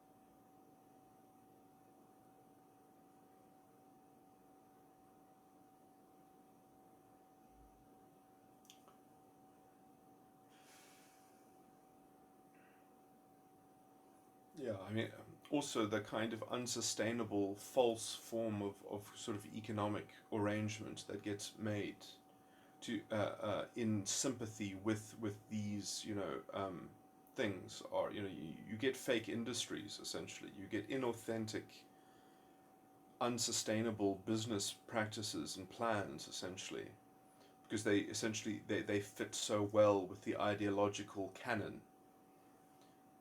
Sorry, this is to go back to the other thing. You get a very brittle and weak form of ideologically driven and infused economic arrangements, which can't they're quite uncomfortable to inhabit. They're quite shaky, and in some sense, it's quite sad, because they're not ever going to, because the kind of people that inhabit those sorts of shaky positions are going to perhaps vote more towards the identity side, you know.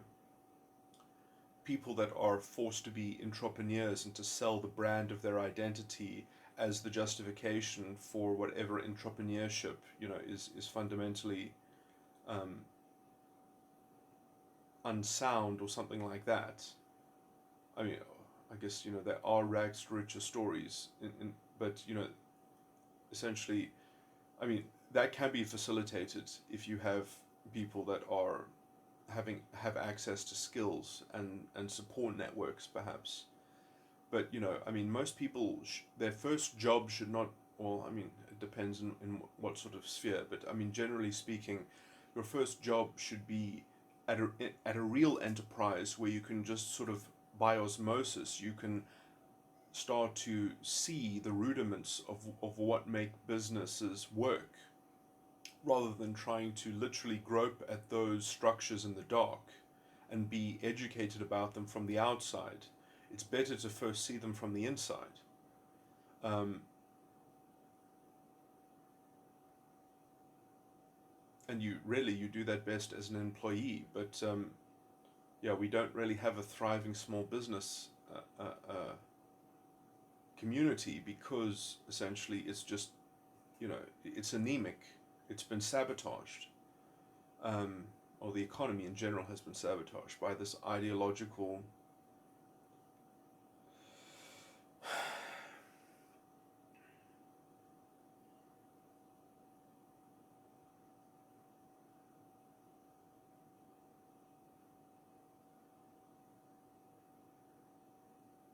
vision of success via the identity, the success of the identity, and the amount of, it's almost like the law of attraction. If everything can just be devoted towards facilitating the identity, that everything will go their way, and everyone can just keep on sort of showing how they are facilitating that, and how dislocated it is from individuals on the ground, and let's say the most reasonable common sense, you know, kind of things that would actually facilitate development.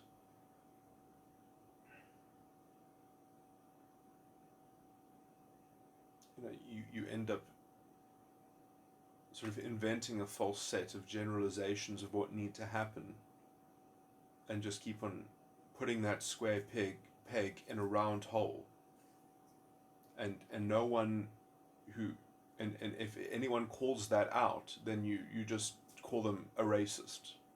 You know, you just malign them and you use absolute statements against them, and you say generalizations about their group.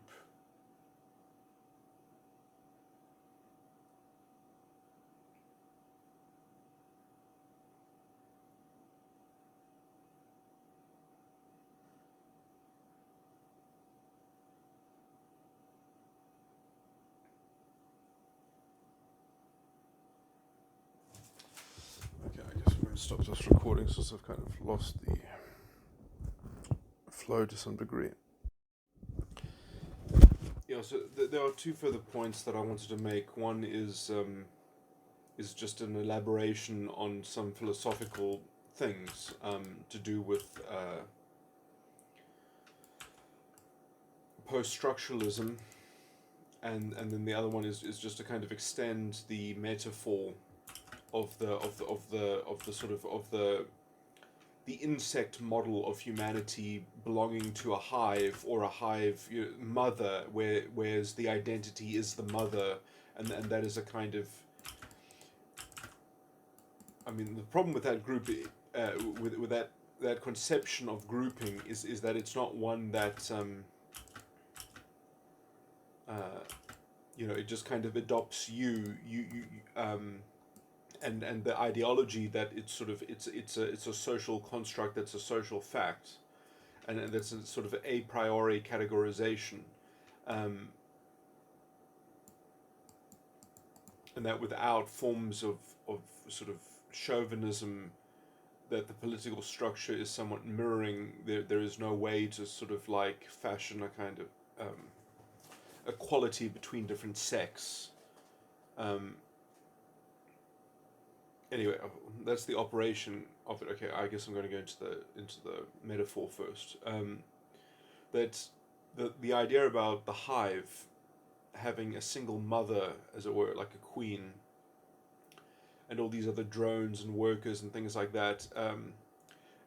Yeah, this extends the metaphor slightly. Well, I want to extend that metaphor into a bit of a mixed metaphor, I guess, in just the recognition that there are other species of animal that have different mating strategies and different forms of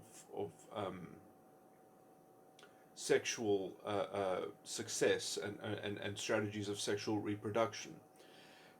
Humanity is one of the few species that practice what is known as in classification of creatures essentially is that we practice egalitarian sex, which means that people in all different classes in our society can all be successfully they can all be successfully reproductive.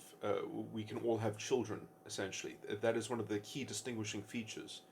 There are many species of other primates where there's only a single breeding pair and everyone else is just a kind of going along for the ride, and they're just sort of, you know, they have a troop, as it were, but there's only one successful breeding pair and everything else is just a kind of is an entourage.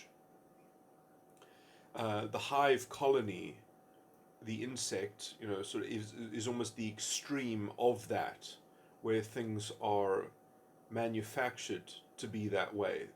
There is no. Anyway, I mean, I guess at least within those things where there's one successful breeding pair, well, you might be capable of putting yourself in that position through particular whatever internal dynamics or whatever. Um, anyway, yeah, okay, it's a bit of a mixed metaphor, but anyway, I just that that really to think about it as an insect hive colony, that identity politics reduces humanity into that insect hive colony where the identity is the queen of the hive. And then there's almost a royalty of the other types of uh, uh, insects that get to mate with the queen, and then they all get to eat royal jelly or whatever it is. You know, it's sort of it, as I said, it is the sort of the extreme antithesis to something like the notion of egalitarian sex, using sex as a metaphor for access to resources, perhaps. And anyway, I just the hive metaphor is really poignant and relevant because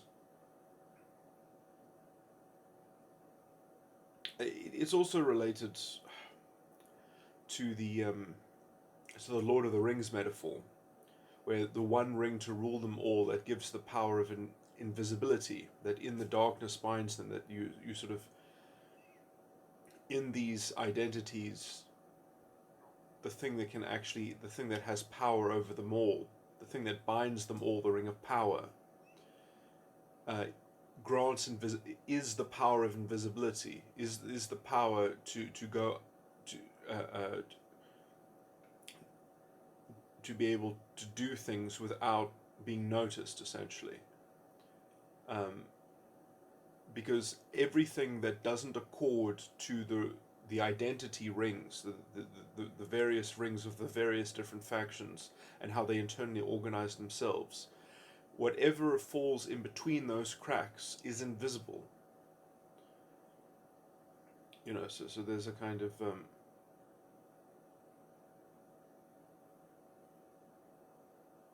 okay, it is a more complicated metaphor than that as well. But anyway, that there is an invisibility as to the internal uh, um, domination within the hive, because the collective purpose of supplying the queen with more power so that everything will just go better for your faction, for your identity, that in that task, um,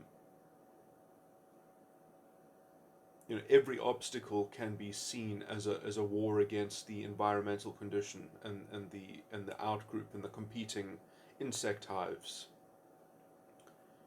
Everything can be reduced that way.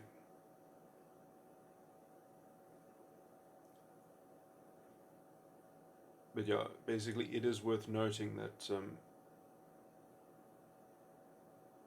it conceals that internal hegemony, essentially, between those who are closest to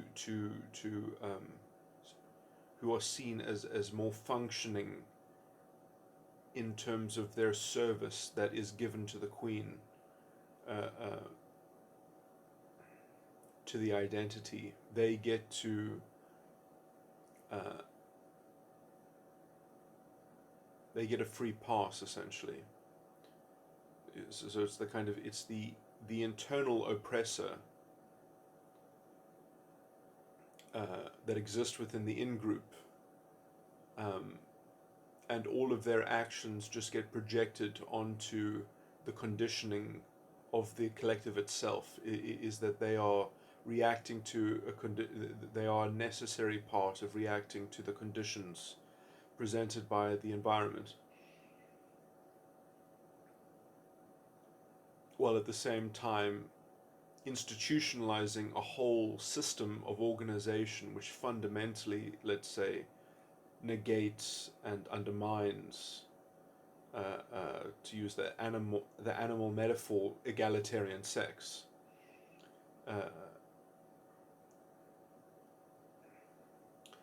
So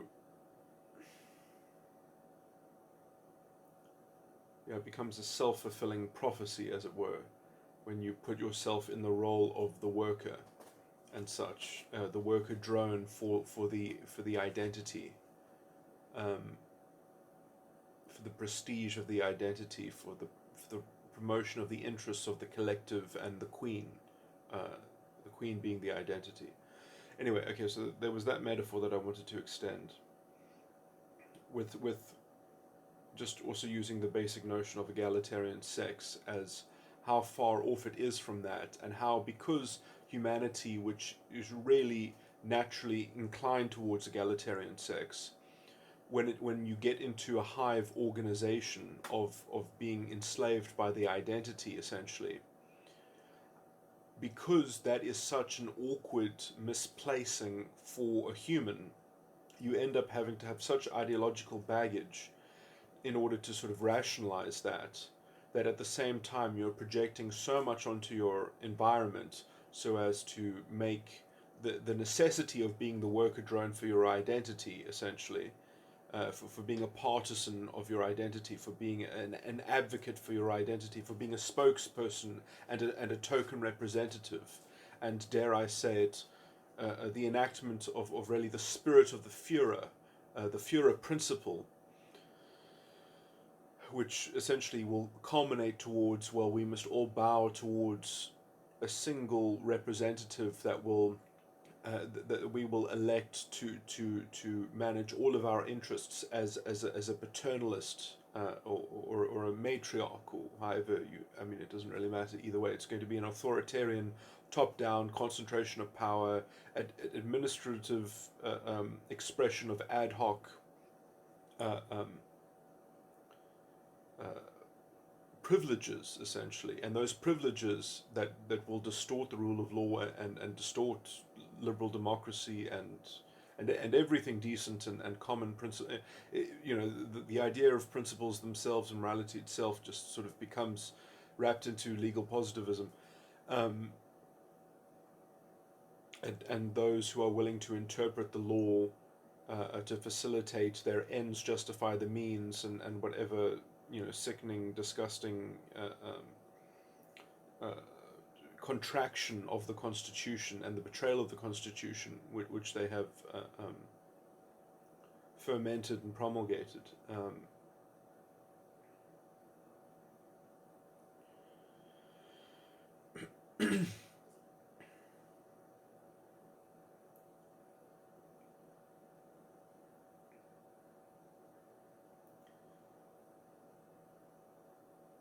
that once you're in that level of uh, what essentially then is a mind forge manacle of projecting things to in order to necessitate um, and motivate yourself into sort of into that drone worker like position, which I guess also has the strange kind of innate promise. Well, maybe I could be the Führer. Maybe I could be one of the leaders, one of the legional commanders in this enterprise, you know. And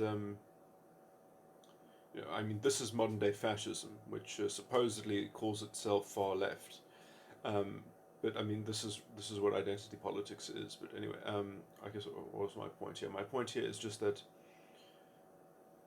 because there has to be so much self-imposed rationalization of this role, this instrumentalism role of the self-tokenization of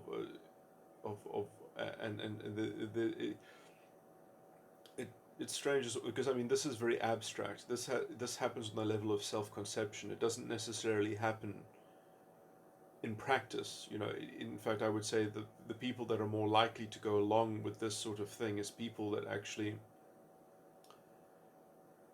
uh, uh, there's a certain level of decadence in their life. You know, I mean, the only people that can really cling to this kind of ideology, which is very detached. You know, it's sort of like seeing the world through these racial goggles, and needing that to be true, and reading that into things and projecting it onto things. Um, I mean, it's even worse if they don't see it in everything, but then they intellectually have to fudge it. They intellectually have to believe that it is so.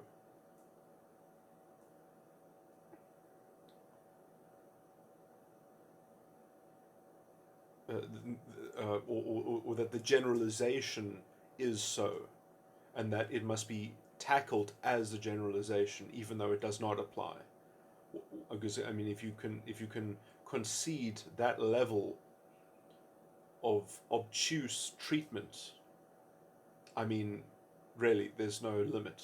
I mean, there's no difference between that and the people that did the most horrendous things in apartheid, and even well, actually, there's actually quite a big divide perhaps between apartheid and Germany, and it is actually far more in league with let's say the Nazi version of the state and the legal positivism.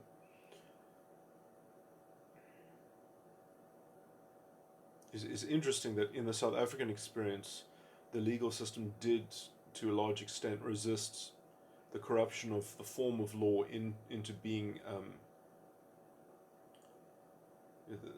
the, the, the courts did maintain their separation of powers, even though they were still burdened by the sovereignty of Parliament. But we didn't have a constitution. But anyway, the form of law, to some degree, anyway, that's a tangential argument.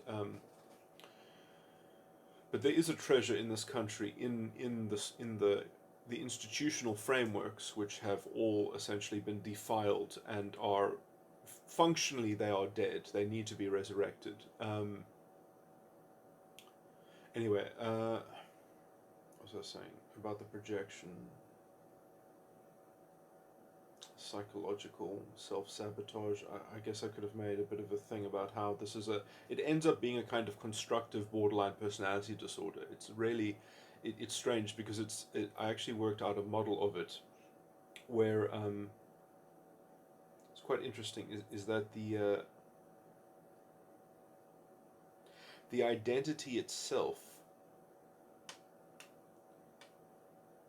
has borderline personality disorder. That's why it's capable of sort of being incredibly chauvinistic and irrational and hysterical and just using its emotional consistency to just warp reality to fit its narrative, essentially, and why it's capable of keeping it's this endless supply of this narrative that essentially cannot be defeated, because it just keeps on unfolding itself. New resources that are sort of tapped, that were until then trapped inside historical oppression that need to be excavated out of it. So it's sort of this endless sort of reinvention thing. The problem is that if it doesn't have oppression to unfold, then it sort of functionally completely runs out. That is its primordial resource. If it doesn't have oppression, it can't actually keep on imagining a future, essentially. But then the actual adherents of identity politics do not have borderline personality disorder. They have a connection in their mind to the identity, which they do, I think, have this impression, the psychic impression, the psychic model. When I say psychic, I mean just in terms of that it's a particular psyche of it is the character of a person that has borderline personality disorder. And then the adherent essentially is a kind of covert narcissist, and they sort of have to try to tell the story of the borderline personality disorder. They have to be the good ally of the borderline personality disorder. So there's this kind of codependency between the borderline and the personality disordered identity, and the adherent and perhaps token representative or token ally of the identity, the promoter of the identity,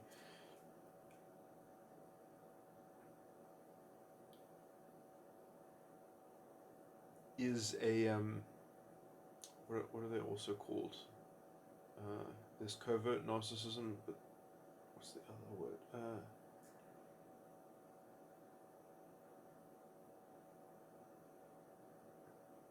Is it defensive? No. Anyway, I can't remember the other term. It's quite nice because it's a bit descriptive as well.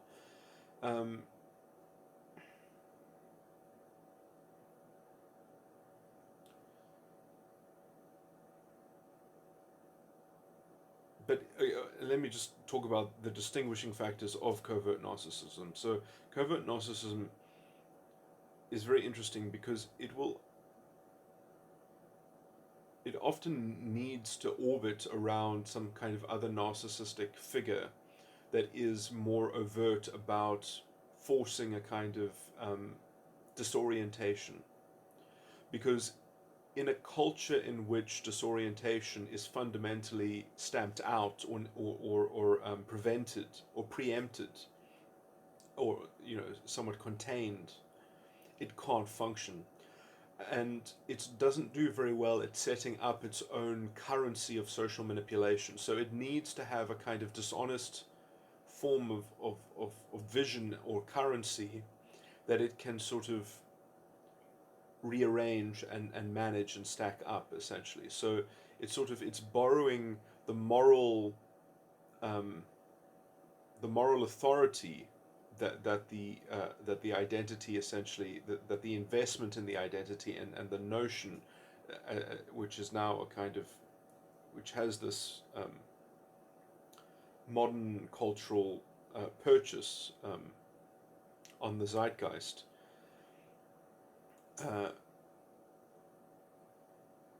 that it sort of it taps on the identity as being a presumed fact, So it's sort of, so because the covert narcissist tries to always make rational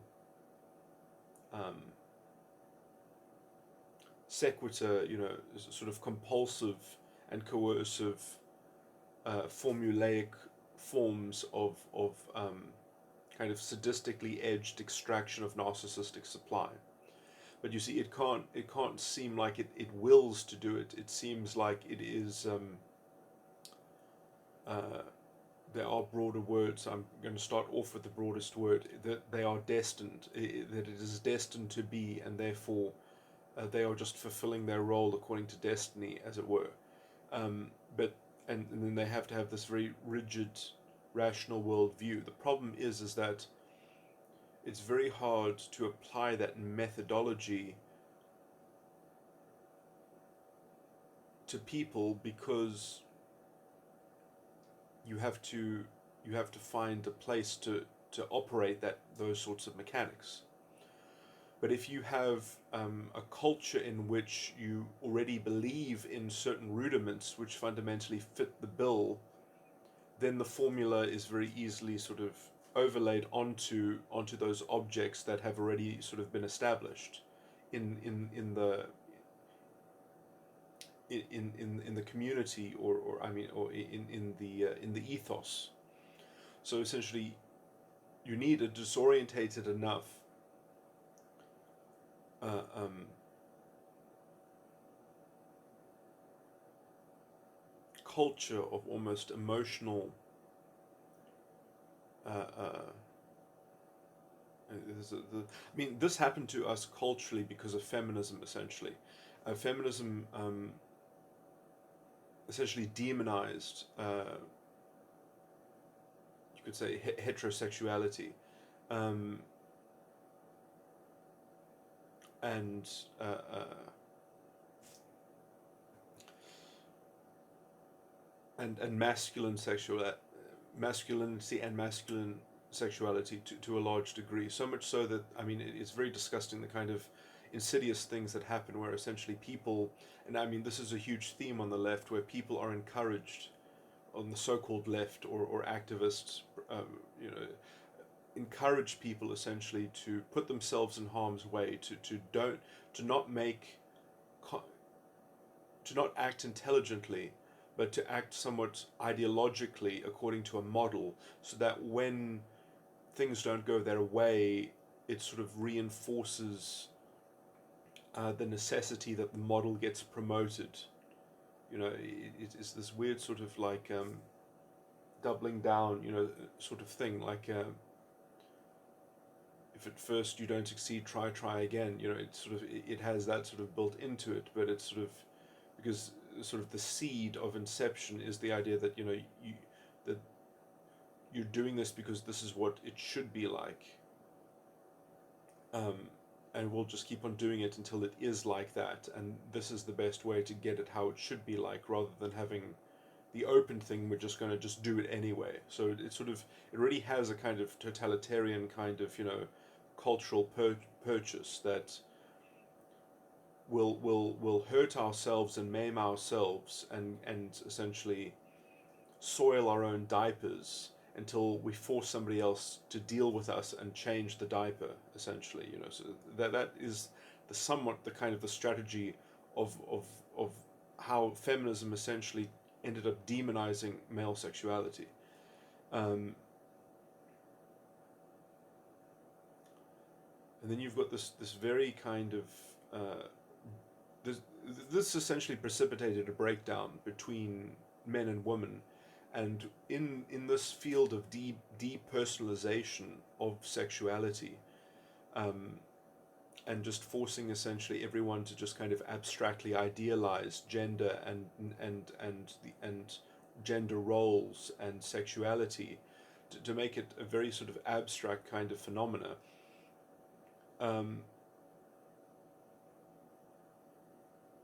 when you dislocate people from sexual being, let's just say, from inhabiting a kind of natural sexuality that they are allowed to express, but they have to see it through this particular ideological narrative of his history and sociology or whatever, you know, and all these statistics and all these claims about social constructs. If you can't just sort of just express yourself on a one-on-one level and sort of build up your own model. No, if you are forced to sort of having this kind of this cult of a kind of abstract detachment,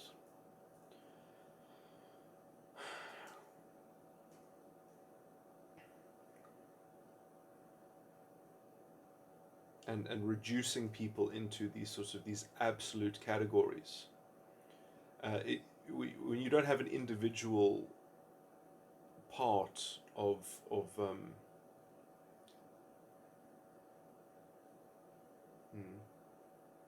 mean, it's interesting because, I mean, people can still break this barrier in terms of how they relate to one another.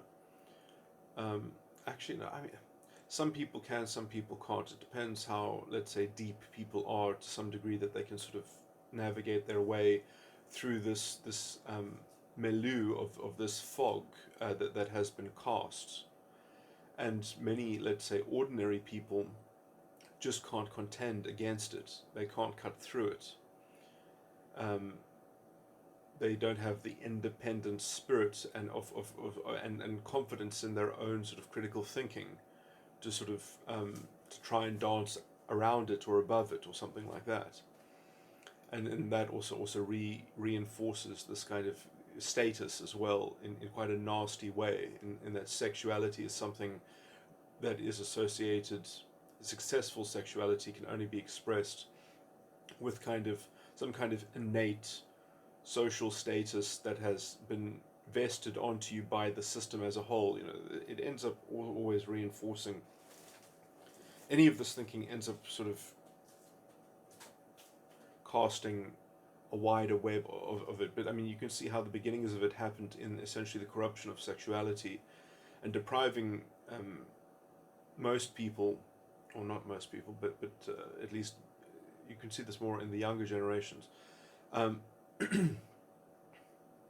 forcing people into these wooden kind of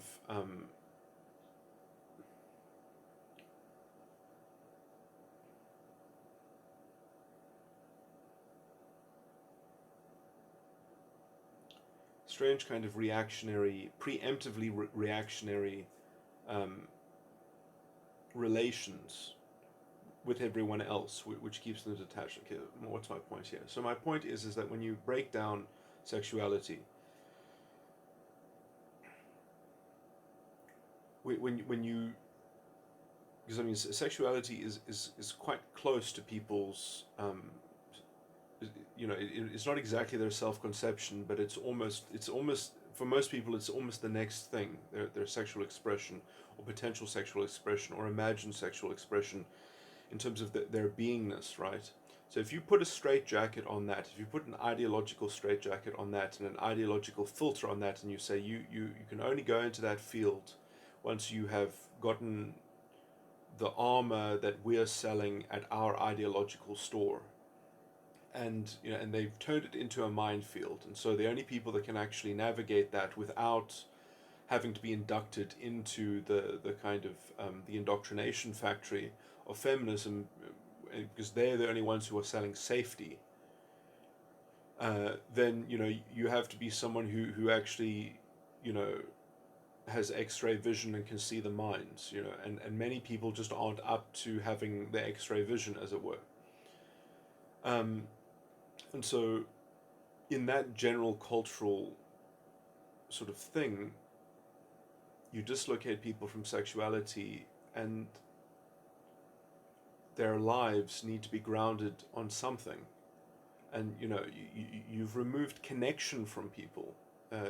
You've removed their ability to connect with the opposite sex to a large extent. And I'm talking in generalities. I'm just talking about the state of culture in general. Well, then they need a mediator. I mean, they need some cultural help. They need a vehicle that's going to drive them through the minefield and take them to the promised land. They need a savior. They need a Führer. That's what Führer means. It means a savior. And what's the vehicle going to be? It's going to be their identity. So you can see sort of how this has grown up. Anyway, and you can see the people that are advocates of this, they even bear the markings of this cultural history that I just tried to express. Is that they go through the process. They explain the I mean, it's in all the labels that they complain about. The patriarchal, cis-normative. So they're just saying all the things that no one is allowed to be, and that and that because you are not allowed to be anything that it can be described or have any ascription to any of those labels, you have to take their alternative, you have to take their ulterior method and their ulterior preferred thing, right? And where does that leave you? That leaves you dislocated, detached, abstract, and all you can do essentially is become a vessel of sympathy to these constructs, to these abstract ideological concepts of identity, and forgetting that they have any kind of real meaning, or rather forgetting how they actually relate to things that mean real things, and how there are real things that have real meaning, that do have a kind of in they do have a kind of intricate interrelatedness to aspects of identity, but that doesn't mean that they primarily are identity issues, you know. So there's this whole fudging going on there where these things are equated essentially, that you know you cannot touch these things. It's a very sort of you cannot touch these aspects that relate to identity unless you do it according to their method. They're authorized. It must be authorized by the identities themselves. Those are the things that you get permission from. That's how it works in their system. And how can you know that? Because it's abstract. Well, you have to find some other people that agree with you that that's how it works, and collectively you've got the spirit of the Führer between you, and that you represent enough of that identity within that collective project, within that collective momentum. You know, it's a very sort of ragtag kind of irresponsible way of having a kind of, well, it's all going to work out in the future, probably. You know, it's sort of everything, you know, it's the means to the end. You know, let's just get through it. Let's just close our eyes and do it. This is the method. And it is authoritarian, it is totalitarian, it's hideous, destroys everything along the way, it creates diversions, and it facilitates corruption like you can't believe. I mean, it fundamentally is corruption. Um, and many people will say, oh, it's a means to an end. Okay, now I'm going to now talk about this in a more purely philosophical sense. On the intellectual level, the real problem where this all came from is post-structuralism. Post-structuralism is the philosophical booby trap that has essentially gotten people into believing the lie that philosophy is a subcomponent of sociology instead of the other way around. So essentially, and many people who are identity politics people and academics themselves, who even say that they intellectually reject post-structuralism, still believe in its fucking paradigm. They don't divorce themselves. They you know, there's completely cognitive dissonance. You know, so where do they get their grounding? You know, it's sort of it's the fudged kind of, you know, means to an end sort of thing, premised in, well, you know, we have to deal with these identities, that they are the prime features, they are the prime elements, they are the prime qualia. You know, that is their uh, that is their methodology. They have no excuse. You know, they essentially they have no excuse, but that's all they have is excuses. They can only provide really pitiful, weird sound. You know, it's always these strange, inductive, sympathetic, you know, sort of gropings. That's how they sort of get away with themselves. And you know, I mean, I guess Hitler would have called these people useful idiots. Because they facilitate the promulgation of the fascistic conception that sociology is the prime concern, that is the prime paradigm, and reduction. And if we don't sort of amount everything into that analysis, if we don't aggregate it up into the sociological analysis, then we can't prove that what we're even talking about is going to have a decent effect on anything.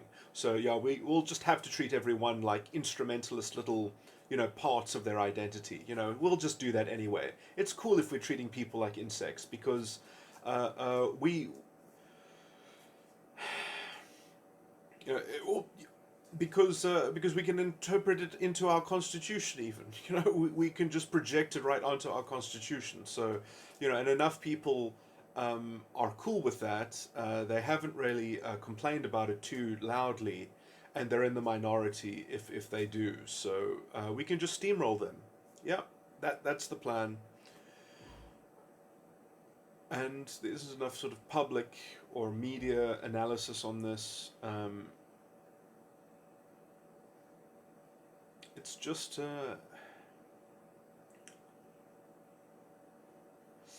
yeah. I mean, I think the only way to actually tackle this stuff is to out maverick their faux maverick radical decadence. You have to show it up as decadence. You have to, in the South African context, you have to out maverick the EFF, but because you do it with substance, it looks completely different, and then you contrast it, and you essentially you you say that, and then you make that point essentially. Um,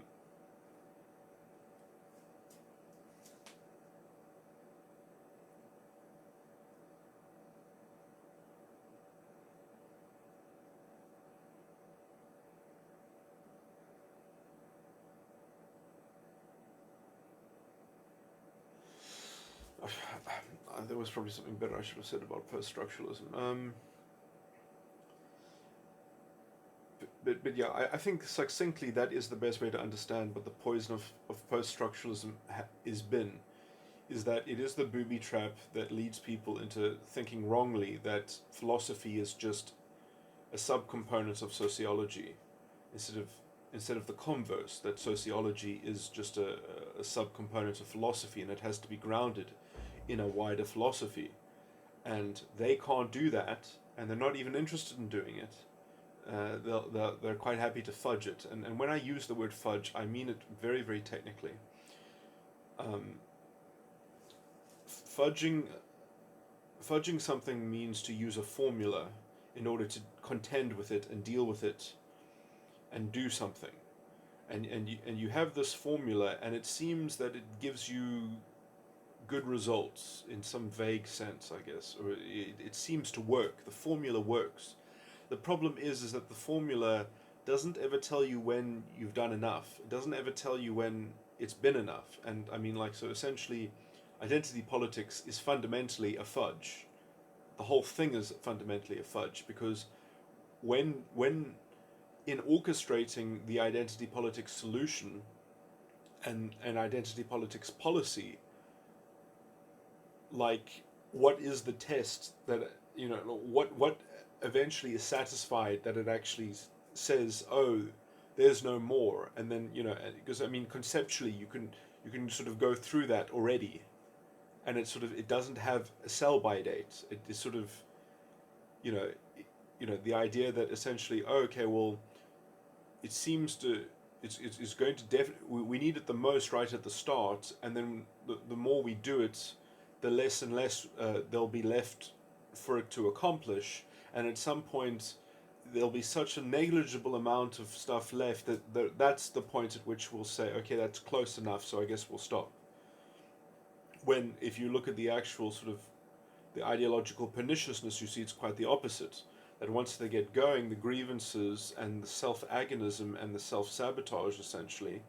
I saw at UCT they were encouraging people to really go to get into extramural activities. I mean, you have universities, which are I mean, that's a minority experience if there ever was one. I mean, there's universities are pretty much always going to be a minority experience, and you're going to say to people that they, while they're there, that they should just do as many extramurals as possible, and not sort of focus academically on just doing the best they can and getting the best education they can in something that it's a almost as if so that if people, I mean, because there's a huge dropout in the first year, and after the first year there's a massive dropout in all students pretty much.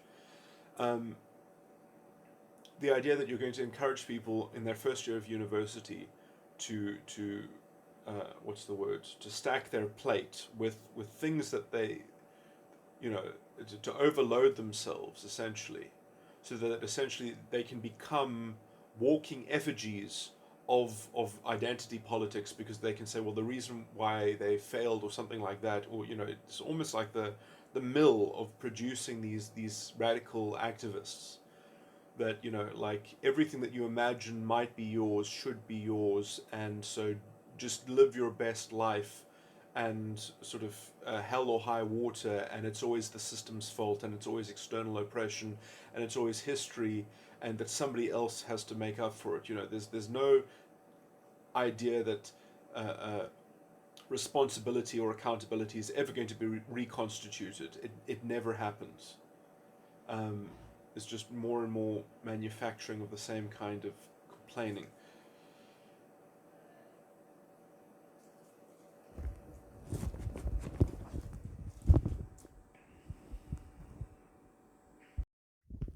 There are about three smaller extensions and elaborations that I wanted to make. Uh, with regard to the invisibility that association or affiliation, or let's say a special kind of promotion and service that one is doing for the identity confers, um,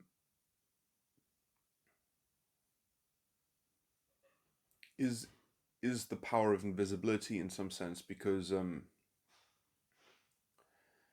uh, because the identity itself is like incommensurate with the groundwork, is an abstract kind of a mother or queen of the collective principle, which is sort of overlaid on top of everything that has to do to facilitate it. So it's a kind of like it's a hidden ruler, and so it's quite a nice ruling mentality or ideology, because and this is why celebrities flock to it, because they can earn their virtue by facilitating and promoting the identity, and it's a very abstract sort of thing.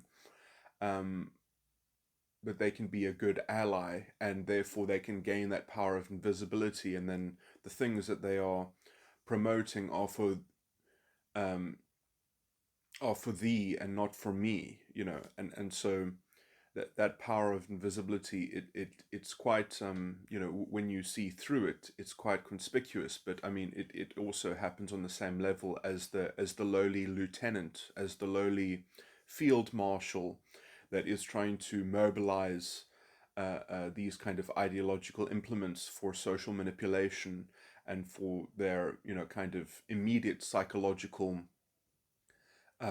gratification, in terms of getting their sadistically edged um, interface um, uh,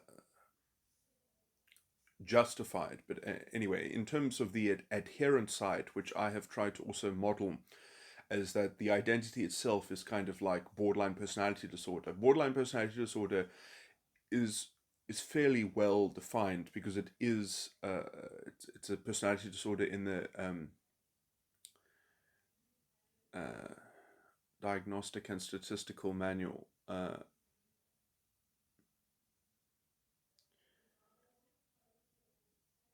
But the problem with covert narcissism is not just like a variant of borderline, is not a variant of a narcissistic personality disorder. Covert narcissism is not in the Diagnostic and Statistical Manual. It's Yeah, so it's a lot harder. It's also called vulnerable narcissism. That was the word that I thought sort of started with a D when I was trying to. Is it called defensive or something like that? But it's called vulnerable narcissism disorder. And the reason why I was thinking of the word defensive is because it's it's it's almost like passive aggression on a kind of on a narrative scale, on a meta scale. Um, and so they can sort of be sadistic while sort of being rationally cold and calculated and passive, as it were. So all of their aggression is somewhat sort of packaged into these kinds of these grand narrative claims, and essentially this comes from being able to chair reality, being able to sort of be the emperor of saying who belongs to what and who is doing what, and essentially when you're dealing with anyone, you've already just projected this narrative onto them. They're not allowed to have a competing say because they're outnumbered essentially in the game of social manipulation or whatever upon which this is all predicated.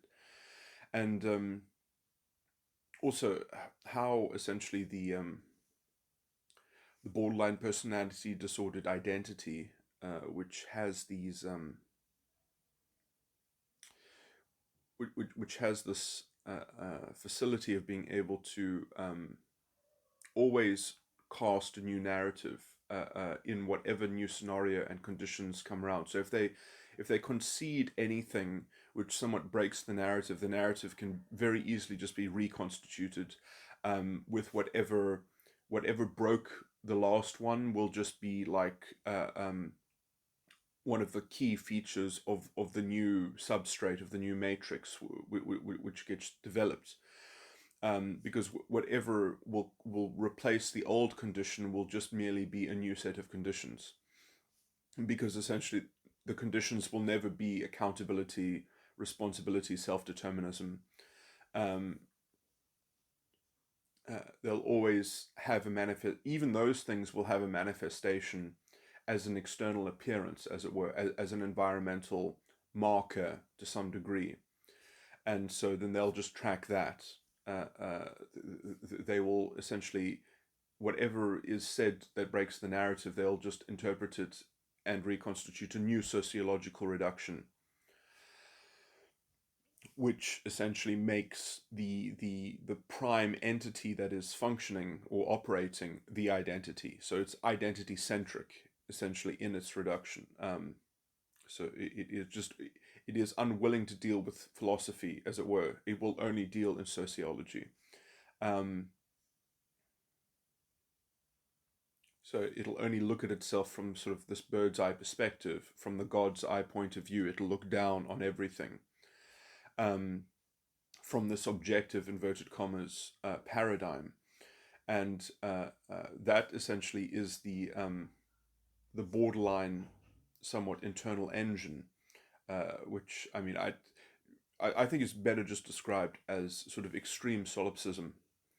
Um, I've got videos where I specifically talk about the internal mechanics of borderline personality disorder, where you have this internal chessboard being played, and this sort of this emphatic denial that there is that game being played, um, and also and the kind of the identity dysphoria, I think, if that's the term, that they get into, which means that they have this, sometimes they have a very flaky and fluid sense of identity when they need to try, when they're essentially, when they have to migrate to a new chessboard because the old chessboard is not fit for purpose. It's not, like, people aren't buying the roles that are being projected onto them in terms of the chessboard.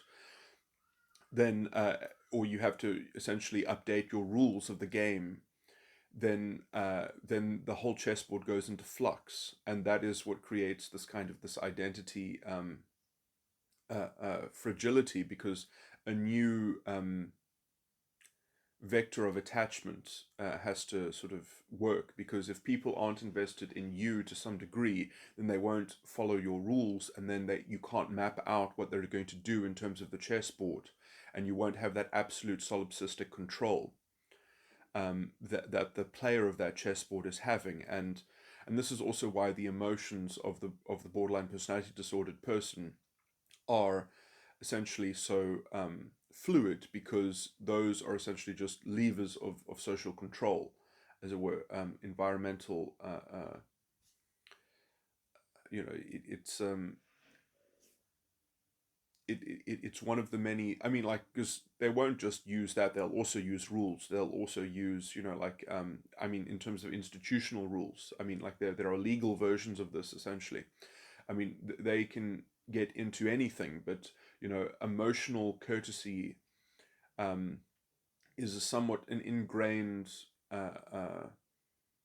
sort of general uh, social expectation that people have in certain scenarios, and so, like, certain codes of etiquette and codes of morality, whatever codes there are that exist, um, will be essentially utilized by the borderline personality disorder. And emotion, in essence, is one of the big sort of unifying things. And so this is something that is often in the toolkit, and this is why their expression of emotion is uh, it's basically the kind of it's sort of like they are the first string puppet. Their emotional state is the first string puppet in maintaining the chessboard. Anyway,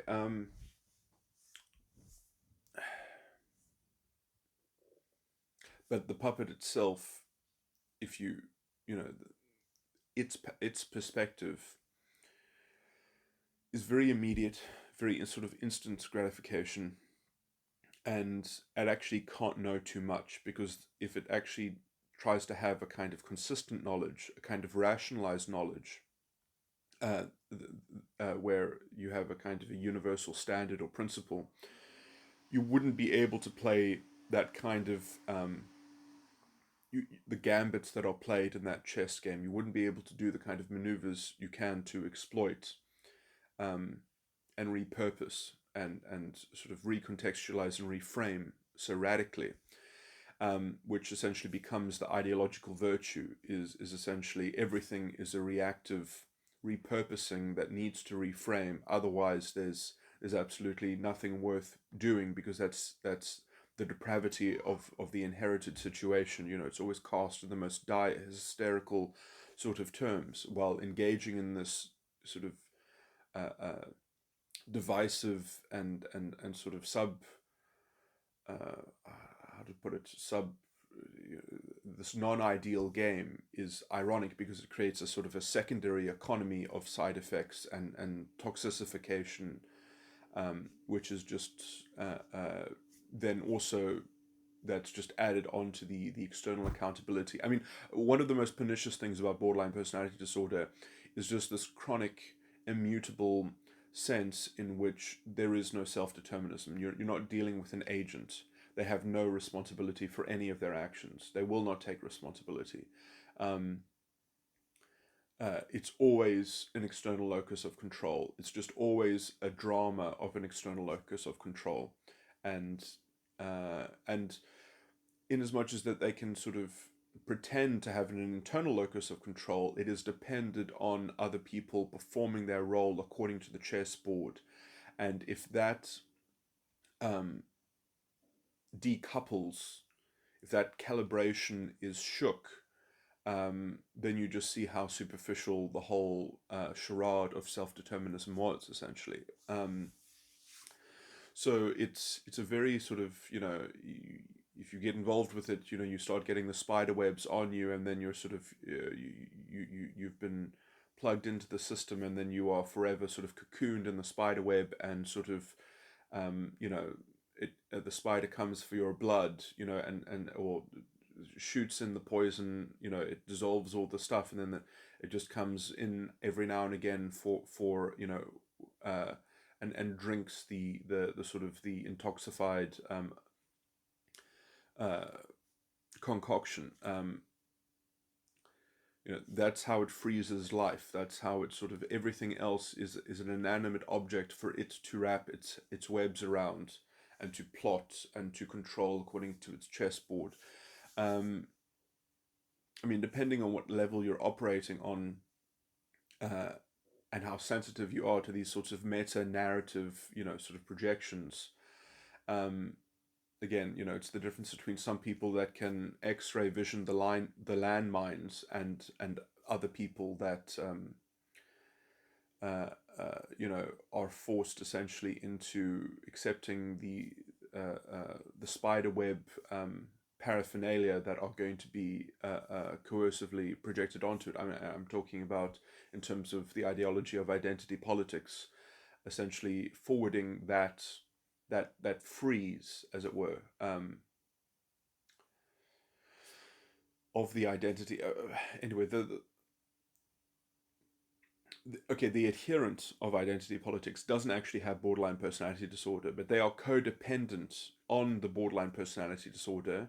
They are promoting its interest, as it were, and because the construct of identity, I'm arguing, essentially does have borderline personality disorder, and that is what they are associated with abstractly in their conception of this on an emotional level.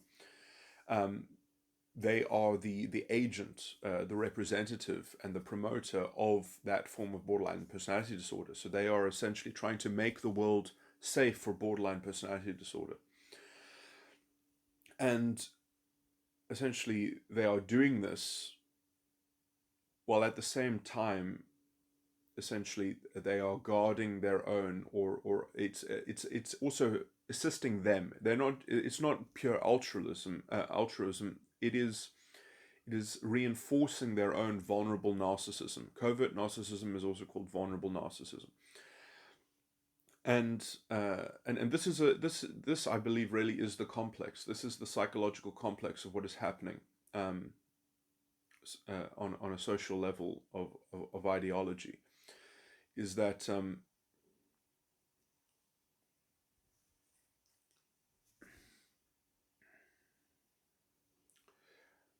because the vulnerable narcissist can depend on the social currency that identity has as just a fact, as it were, um, and because they're capable of sort of having some kind of emotional internal model of so it's almost like that is the model of identity, that is the formula, the paradigm that they can sort of that they can draw on. They can take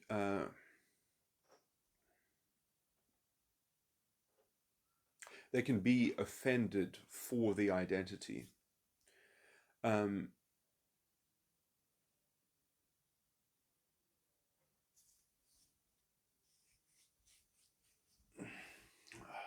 I've been I've forgotten some of the stuff. So I mean, so the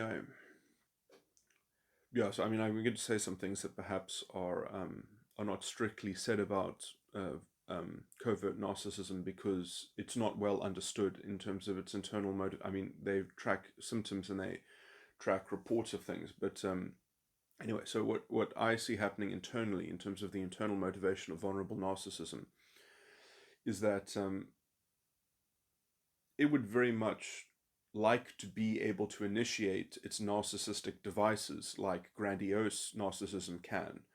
Um, so grandiose narcissism is more identifiable as a personality disorder because it is functionally doing it and initiating it, whereas vulnerable narcissism takes a much longer time to set up its apparatus.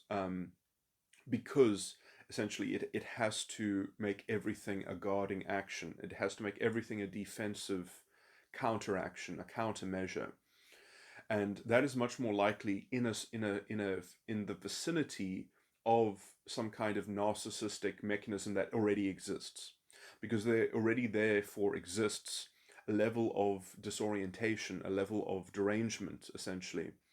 Um, uh, This also explains, for instance, why Trump is so effective at debunking the, the the the political stuff that he's up against, and why they're so eager to project things onto him, and why he's so sensitive to when he's being projected upon, and then so he really does sort of derange them, because his, let's say, quite benign narcissism um, essentially is directly negating room for theirs. Uh, because Trump's narcissism is has frozen a world of American values. So he's a brilliant defender of just basic classical liberal values and principles, because that those are the hard lines that he has programmed into his narcissism that he cannot cross. And he's he's going to have so anyway, I'm just going to put that aside, but that is also what is happening there. And Trump is certainly a godsend and necessary, because the culture has not caught up to these things. People cannot um, intellectually articulate and debunk identity politics yet. And so, if we did not have Trump being able to do it intuitively, being able to do it somewhat with an emotional intelligence, and obviously he's also quite intelligent. But if he wasn't able essentially uh,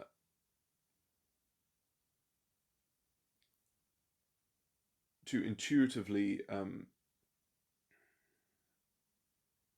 see through and be sensitive to the ploys and the projection going on from the identity politics of the so-called left, there would be no defense against it. And they perhaps would have already corrupted the law in America, as they have been destroying the law in South Africa. Even really good Democratic candidates in the Democratic primary, like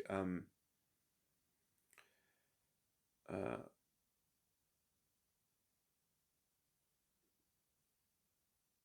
oh, why am I blanking?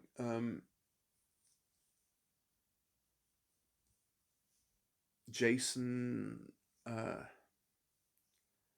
Jason Wong,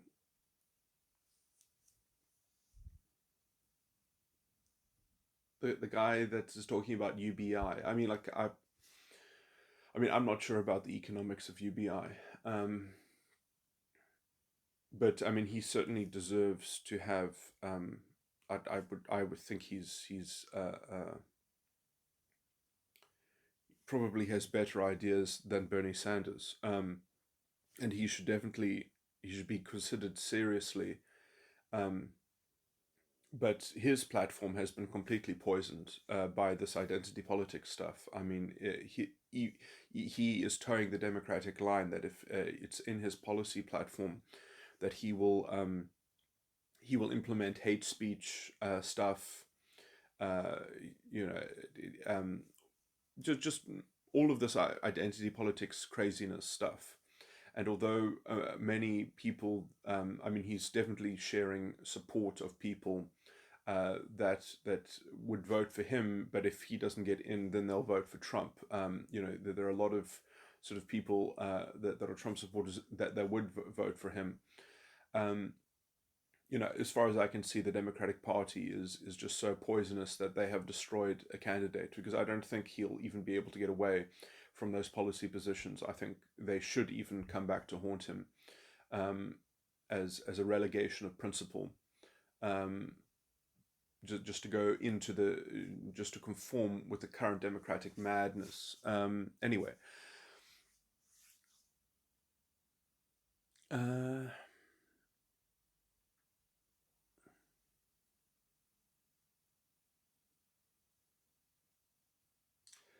anyway, okay. So I was talking about invisibility, and then I wanted to get into vulnerable narcissism. So what's happening in vulnerable narcissism?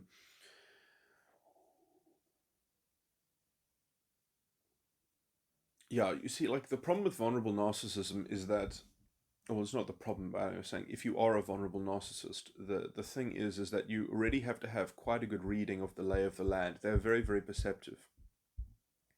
What they have a problem doing is that they can't initiate their own implements. They have to sort of wait and bide their time until essentially they can see a chessboard that's workable and playable, until they've pieced together what the spider web uh, sort of works with all the facets involved, and all the sort of the thing that make up the contextual framework of the space that they're in.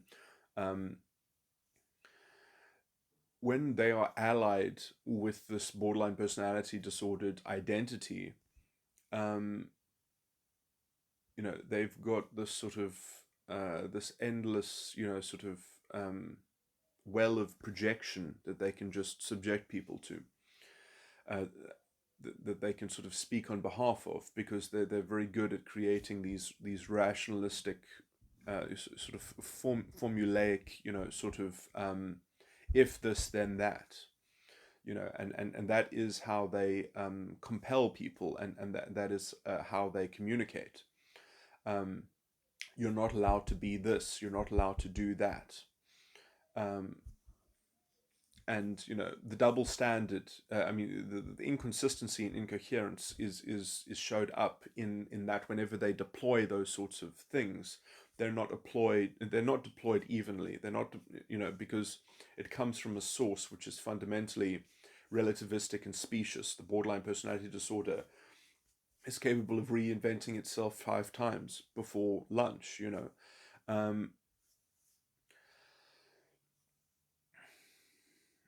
and so there is this sort of this overarching idea that the only way that you're going to even stabilize the identity is once you've really sort of made society pliable to essentially receiving that form of vulnerable narcissism, till you make society compliant with that form of vulnerable narcissism, which culminates eventually in having some kind of ad hoc administrative control over every system, that is going to be governed by the same principle, which, to call it a principle is a bit fucked up, because, as I said, it doesn't have a general principle kind of consistency within it. But that is what the Nazis would have recognized as the Führer principle, that everything must be governed by the Führer principle. Um, or a Führer principle, and the idea is also, can they all agree in the same savior? And so, there is a bit of a side quest going on for, like, let's get these legions in order, let's get them regimented, and you can see this disgustingly everywhere.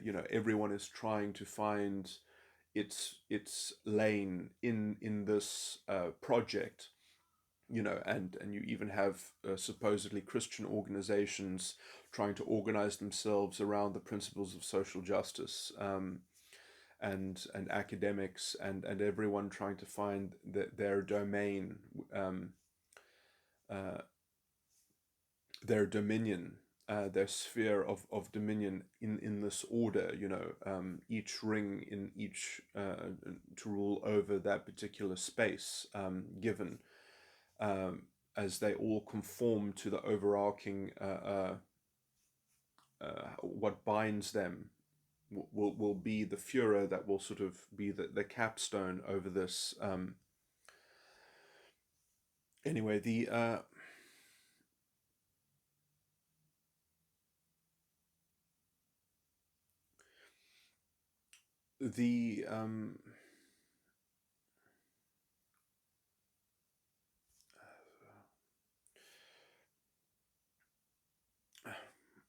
sorry, because the two elements that I want to kind of explore.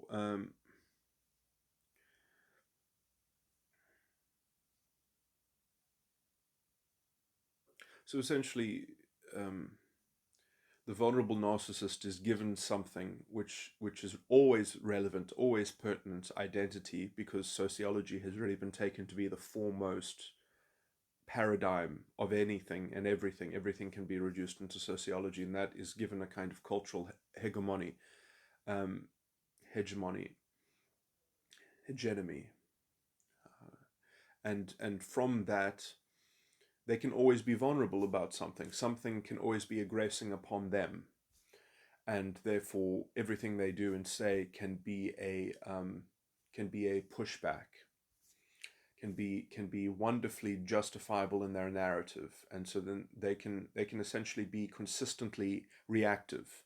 They can just live a reactive life, which is the easy life of any vulnerable narcissist. Because if they can just purely be reactive, then because there's one element in which there is a shared element between the vulnerable narcissist and the borderline personality disordered person.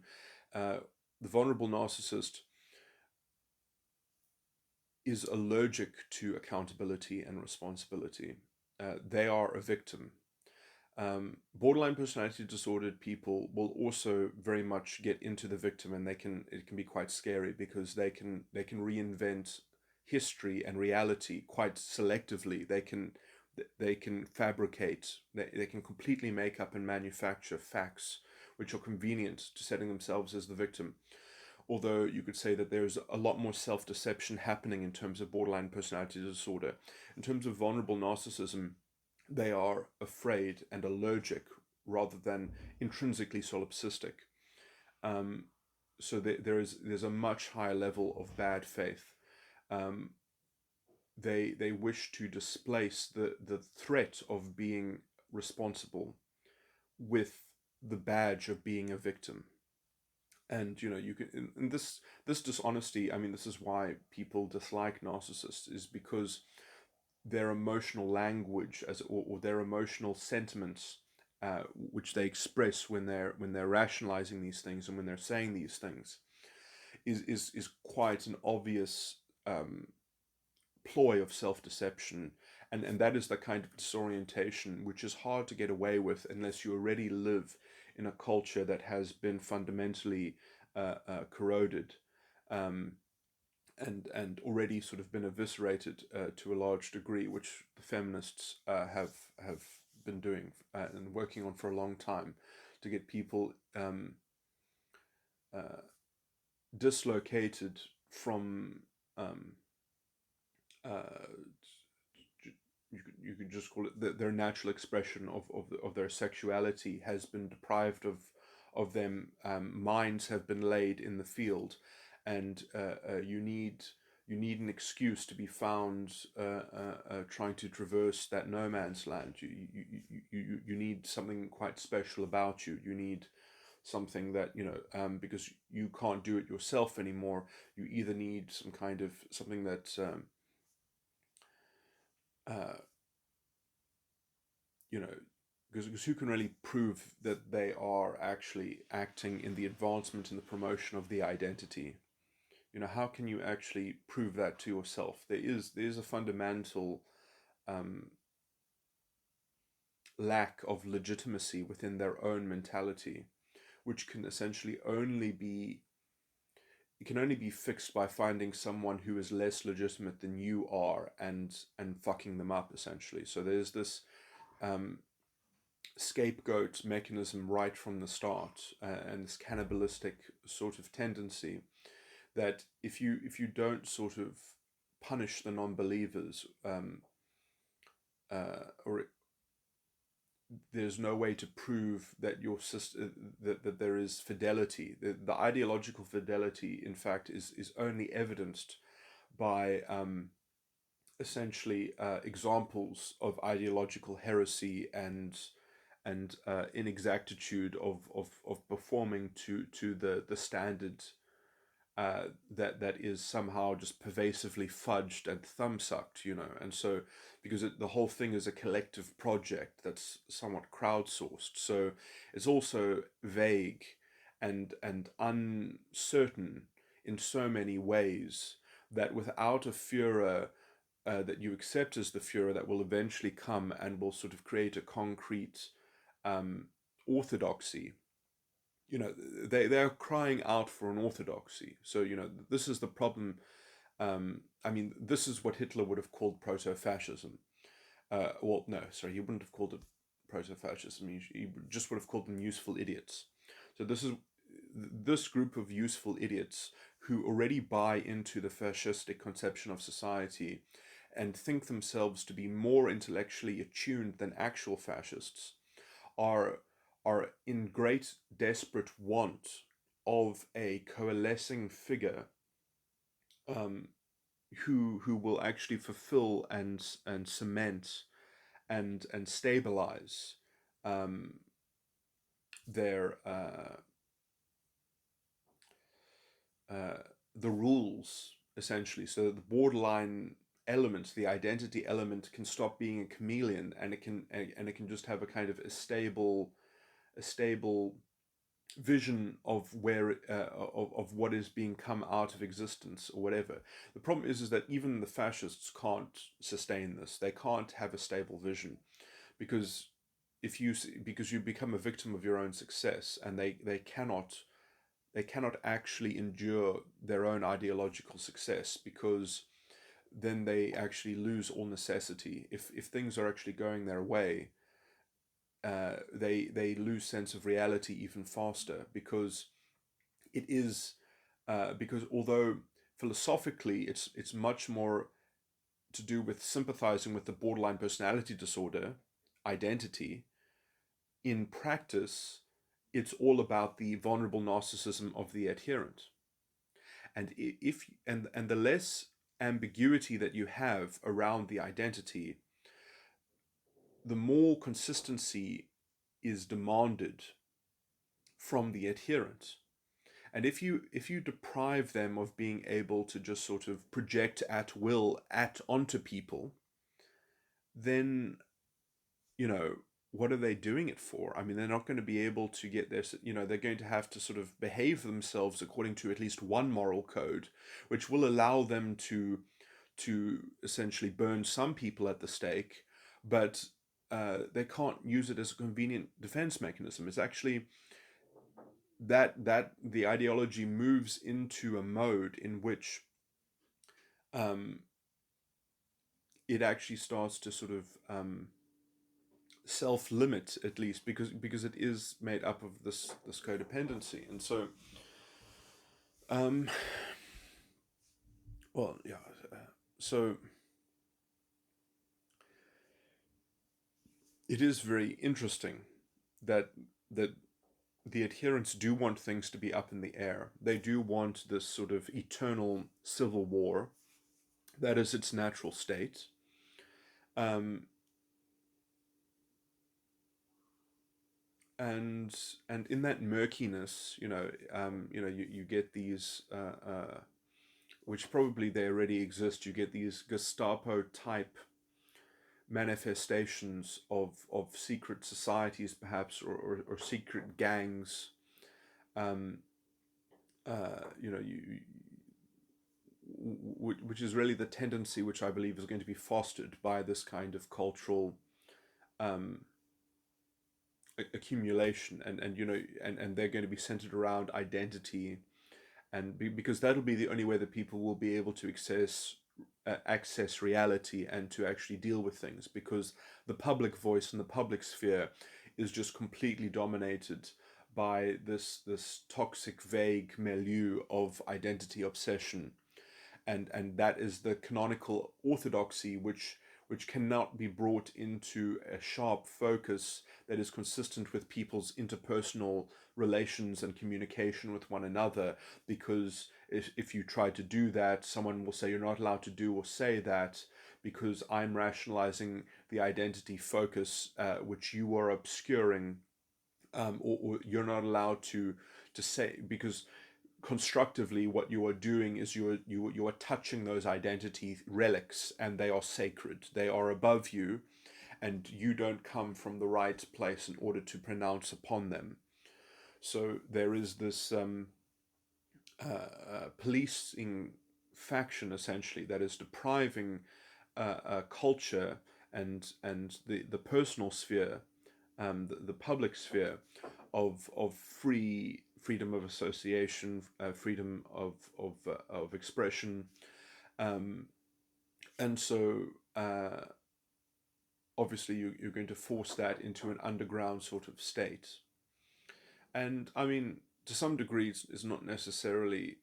I mean, it's not completely hopeless, but the problem is that you are going to get pockets of people that are fundamentally backwards and toxic. And if those pockets aren't pierced by individuals that have the right answers, that can sort of, go in there and inject some common sense and some good philosophy and some some kind of understanding about these things. You could get cells. You get cells of very um, dangerous people. Uh, uh,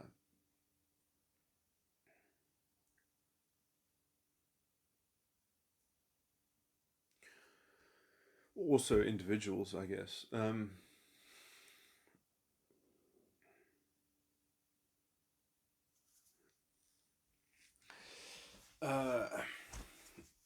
what else can be said about this?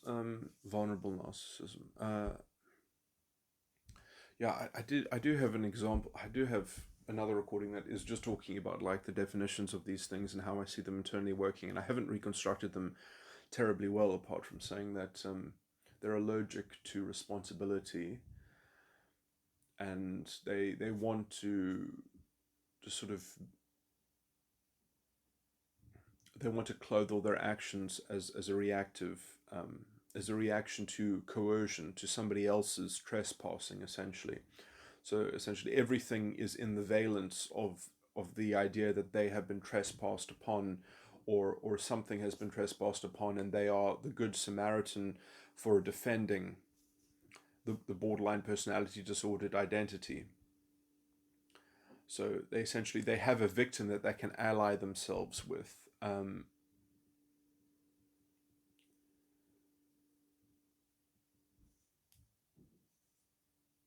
it's interesting as well because whenever they bring these things up, the crime itself is never real. The crime itself is an ideological crime. It's always, yes, so you should change your thinking because of this exchange, because in the long run your thinking will lead to bad behavior. It's never like, oh, you have said this. Well, I mean, I guess they also say you have said this, and so you have upset some people that have overheard you, and you have intellectually infuriated other people, including myself, for having said this. So fix your thinking, because otherwise you're going to be dangerous, and in fact, we're going to also. And then they usually give not even such a concealed threat that they will threaten your safety because your ideas are dangerous to the victims. That is essentially the archetypal sort of what's the stereotype of the exchange that they want to get into. Because if they can, especially if they can do that part about essentially being violent at the end in terms of this radical cause, because that just puts the kind of the capstone on it, that they have sealed uh, the they have sealed the complex in a successful skirmish in which they are the avatar. They are um, the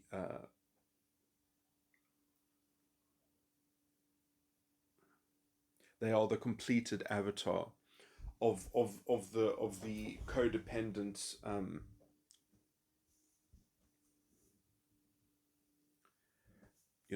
They have synthesized properly the union, and then they have found a place to deploy it. I mean, the problem is that that might work very well against a white male or something like that, who is the prime victim, or sort of the prime target, the prime scapegoat.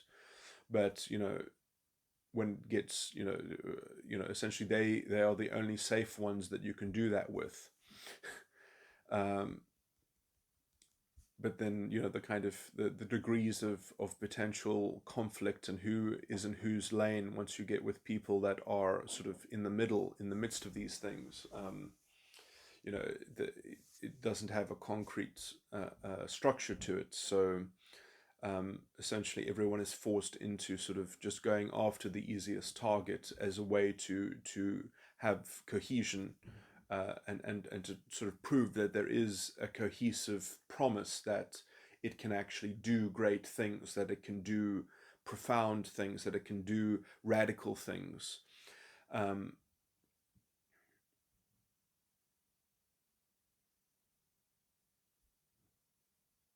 And this is also why in politics there is such an obsession going on about racism, when racism is probably quite low in the list of things that are sabotaging development and transformation in this country. Um, and in fact, this whole circus has created new forms of racism, um, which are, yeah, with probably more racism on the one side than the other side. If you catch my drift, but anyway, I'm not going to get into those sorts of dynamics. But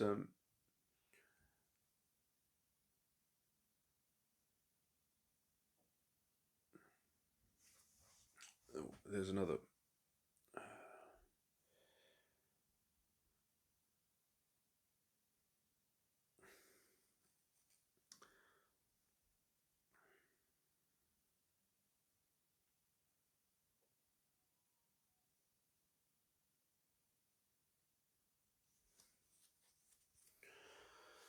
Um, Vulnerable narcissism. Okay, there were some ancillary things that I wanted to add.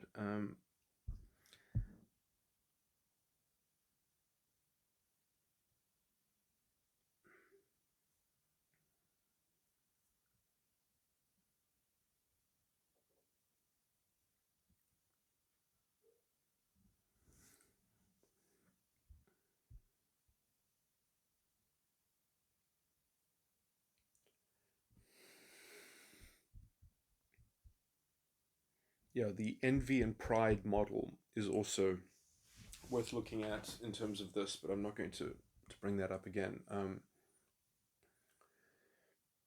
The translation of envy into pride.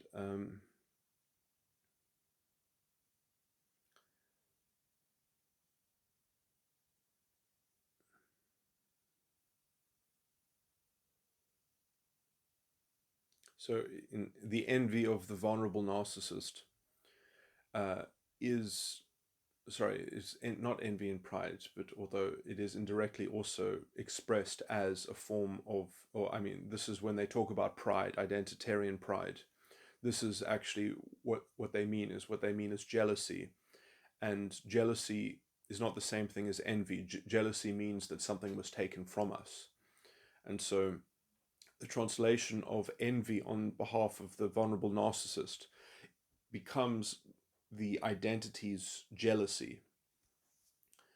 Um, and because the identity, being borderline personality disorder, is somewhat amorphous, you can just get it to adopt, you can get it to spit out uh, um, an explanation uh, um, of how the adherent is representing a form of jealousy that sort of works in this generalized way, that works in this roundabout thing, and because it's a generalized jealousy, um, you know, it's quite problematic because I mean that is very far detached from reality. It's very far detached from, well, if this jealousy belongs to the identity, how does that relate to an individual of that identity? Somehow they get a share in it. How do you get a share in jealousy? You're either jealous about something or you aren't. It's something that pertains to an individual. Um, the idea that jealousy pertains to an abstract group entity, is fundamentally unsound. It's fundamentally disorientating, because how does that even work? What happens if you have a member of an identity who can't be jealous about that for themselves because they even have it? You have a black millionaire who has something, but then the identity is still jealous of that thing that they have. How does that work? It works in the generalization. So it's this strange thing that, like, well, you'll know it when you see it. I guess it's fundamentally amorphous, and because it has no yeah, and so the covert narcissist essentially has um, this inexhaustible well of envy, because essentially that is the only way that they can move forward as vulnerable narcissists, you don't really have positive values. You can only, uh, I think that they're very aware of their own desire, um, as being modeled to them by others. Um, and so they actually, this ideology is one of the ways in which they can actually get forward momentum within their own psyches.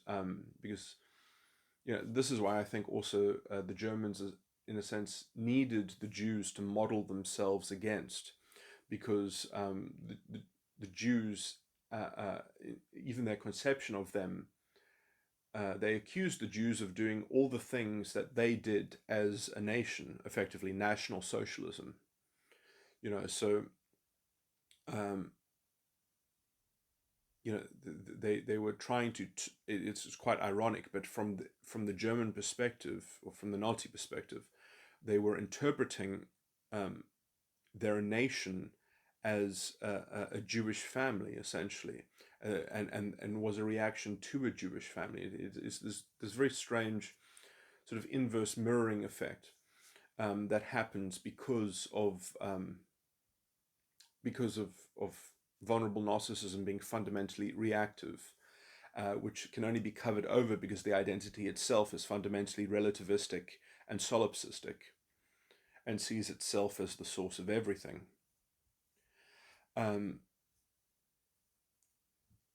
and so when you've got these two things together, you can have such overt cognitive dissonance, such overt compartmentalization, where you become the exact thing that you complain about. You become colonialistic, uh, uh, overtly, in your organization, in your mentality, um, and essentially, and if that is ever shown up, it's the excuse is sort of, well, there's no alternative, like there's nothing else, you know. So much agency and imagination has been given over into the identity sausage factory or machine. It's better to just call it the fudging, the identity, the fudge of the identity centric paradigm. Yeah. So the okay. Anyway, but the envy jealousy thing is another way to see the abstract representation of the identity's jealousy with the vulnerable narcissist's immediate sense of envy. Which it's ironic because, I mean, perhaps they're not even envious. Perhaps they just have narcissistic rage. But rationally, it is a claim about envy. They are actually saying, I'm envious. Like, listen, if you actually listen to the things that they are saying, their actual complaint is rationally founded in envy. They're like, I'm experiencing envy right now, and you are making me feel envious, and my identity is jealous of these things, and it deserves to be jealous. So you should try to facilitate my envy and to quell it and to provide to it and satiate it. Because otherwise you are committing a crime against my identity. That is the form of the adherent of identity politics. That is the form of their argument. They are owning up to envy, because it has this ideological process internally which covers it, um, to to the extent to which the adherent is communicating envy. The identity is professing the jealousy that justifies and necessitates. And again, like, this is emotionally unsustainable. You can't, this is why, you could say slightly responsibly, the adherents of this eventually demand segregation. Um, I mean, sadly, that won't be enough, because once they get anything that they ask for, it won't be enough. And then it'll just be the next thing, and it'll be, even more divisive and self sabotaging and self agonizing, because then they'll complain that, why aren't we provided the same XYZ? So it's like, the separate but equal juggling circus, sort of is never going to end, and eventually they will manifest into, the kind of the Black Panthers kind of radical agitation, um, and probably even domestic terrorism, probably. I mean, that's certainly, I believe, is what is being experienced in South Africa, where you have always infrastructure being burnt down, um, buses being burnt, trains being burnt. Um,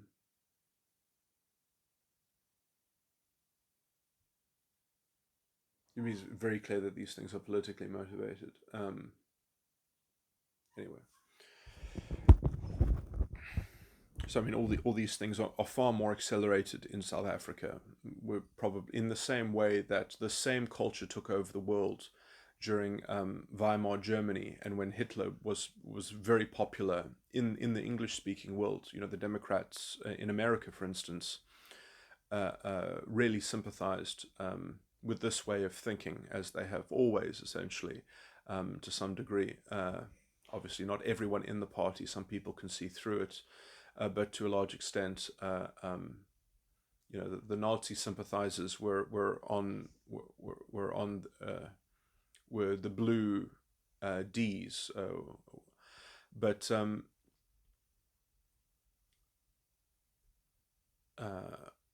what's my point here? Yeah, so I mean, if we see that the same thing is happening again, South Africa is Weimar Germany, essentially. And we've got a weak political establishment that is essentially, they have very close to a majority in parliament. Like the president himself is not officially part of this faction, but he's not necessarily against them. So the ruling party already has many people who buy into identity politics. The courts have already corrupted themselves, so it's very similar to what happened in Weimar Germany. Which is even more egregious, because our constitution and our form of law was really so antithetical to this stuff. It's directly in the law that there is opposition to everything that in which the moral corruption and the corruption of the state has occurred. It has been unconstitutional and against the rule of law, but identity politics has just been adopted by as the ruling interpretation of everything. It is the foremost codex that unlocks reality, and so we live in a state that is fundamentally compliant, and in its facilitation of the looming fascism.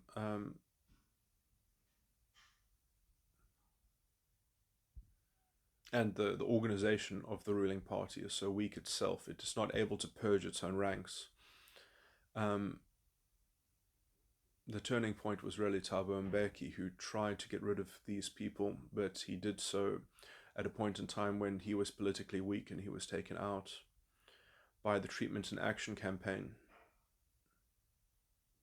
Very, very bad timing. We would have perhaps lived in a very different country if that hadn't have happened. That hadn't have happened. Anyway, just to further elaborate on the point of the vulnerable narcissism and the envy, because this I saw as a good opportunity to get into this mechanic of self-sabotage, essentially, or self-debilitation. Because essentially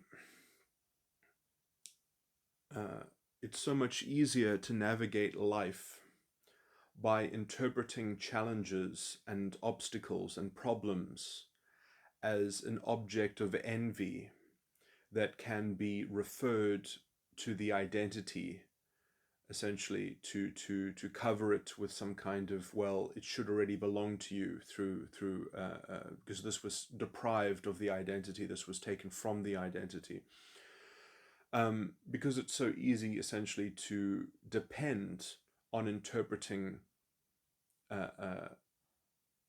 challenges and issues as um, uh, uh, as an object of envy in the adherent, um, instead of actually just confronting them and also realizing how nothing is just, I mean, I guess, conceivably, for some people, some things are made easy for them. Um, Perhaps not even so, though. I mean, like, just because you might be incredibly rich doesn't mean that you necessarily have the kind of support, the kind of maturity and development, and also, asking the right people the right questions, as it were.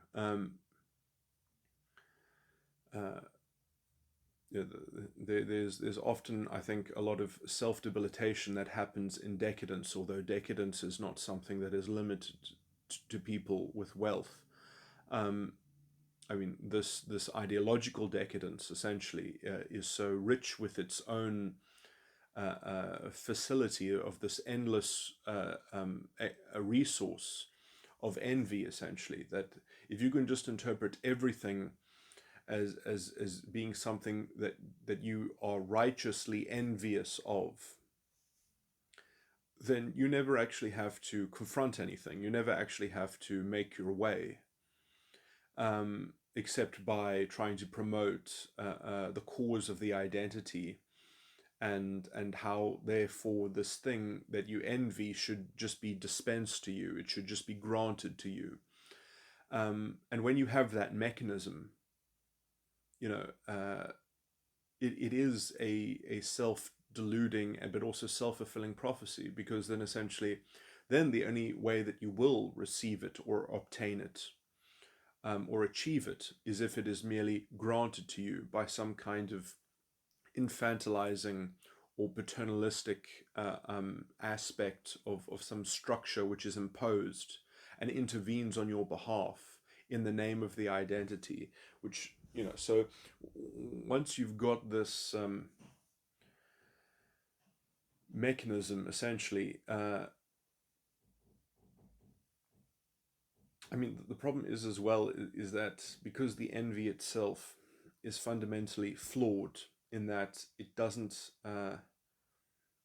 even if that is the premise upon which you proceed, with which you obtain the thing, if that premise gets accepted, the displacement of fidelity, of actual trust, of actual integrity in the system, the displacement of dignity that occurs because your envy strategy has actually been placated, it has been assented to by the system. You've got this ideological permissiveness of this function, right, creates a whole slew of an endless sort of uh,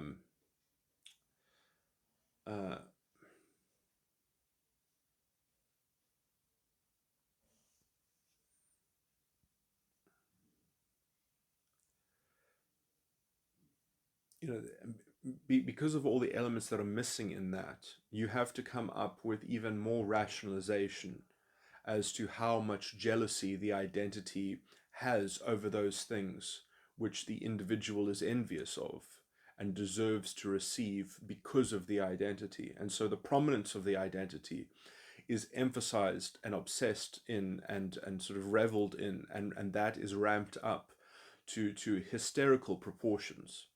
And this is always why, at the base of it, there's this emotional argument that when you actually try to get into the actual mechanics of it, and how it is illegitimate on a functional level, on a practical level, how it just breaks down, you get into this very visceral, emotional, reactive, kind of hysterical, talking about victims and talking and dredging up history, and telling these narratives, of trying to project that narrative onto it's happening again. It's always, uh, if you're not allowed to use this form of artificial uh, redress, then it completely collapses any kind of notion of redress, or some kind of progressive realization of equality. You can't, it's just nothing. There's no other possible form of of dealing with the issue. There's no other possible way. It's which, I mean, obviously there are possible ways. In fact, it's much easier, and it's much more direct, and it's much more efficacious to actually deal with disadvantages as they exist in individuals' lives, not as they exist as a historical mechanism that needs to be fixed. Because how can you ever fix history? It's not even conceptually. It's fake. And when you're trying to create this generalized syndrome of jealousy that you are fundamentally focused on curing, the individual is permitted this mechanism of envy, effectively, which then has a whole secondary identity consciousness economy within culture, which is, I mean, you can only describe it as the fascistic conception of society, of just seeing everyone being a token representative of their group. It's just fundamentally dehumanizing. It's fundamentally permits government to instrumentalize citizens, and treat them um, in such a way to as facilitate any amount of moral depravity and corruption, and ad hoc administrative. You just have officials being given power over people's lives in a way that will never be consistent with general principles, because it all just is one part of fixing a generalized problem, a generalized statistic. So everything, even if it is a misappropriation because it's going to the wrong individual, or the wrong thing is happening to the wrong individual, and that is unfair, it's made fair because the generalization is the level at which the most fairness needs to occur, because the jealousy of the identity needs to be the prominent aspect, rather than caring if this person is interpreting and projecting envy onto things that they could very easily obtain if they actually just had a mind to actually seek constructive, proactive means of engaging with the issue, rather than just becoming a reactive, sort of self-sabotaging cog in the ideological machine of going to university and doing as many extramurals as you're encouraged to do, to make up for your unlived, unbest life. That there's this sort of this really perverse incentive.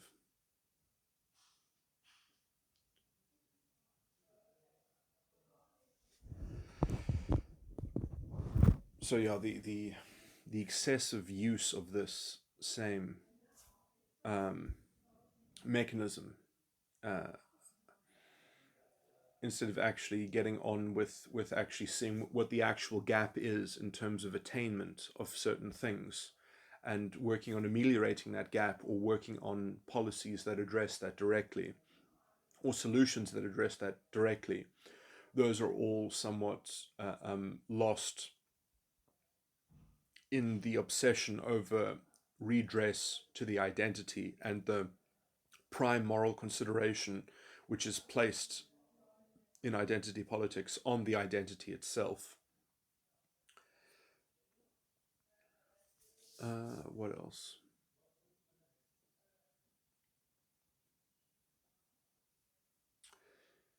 Yeah, so I mean, it's interesting. I guess it just is part of the point that the vulnerable narcissism wing of this essentially is a self propelling ideological force. If you don't actually tackle it head on, if you don't confront it, and you don't sort of unveil something about its self aggravating character, uh, it will just metastasize as a cancer. It will take over more and more of culture. Um, People can experience it to some degree, and know that there's something wrong about it. That there's fundamentally something wrong about its proponents. That they all sound the same. They all use the same kind of cherry picked um, sort of logic. It has a very kind of specious rationalism that it conforms with, and without its double standards, it doesn't stand for very long. But try to underline those double standards without actually explaining why it is producing them, without talking about why it has these tendencies within it.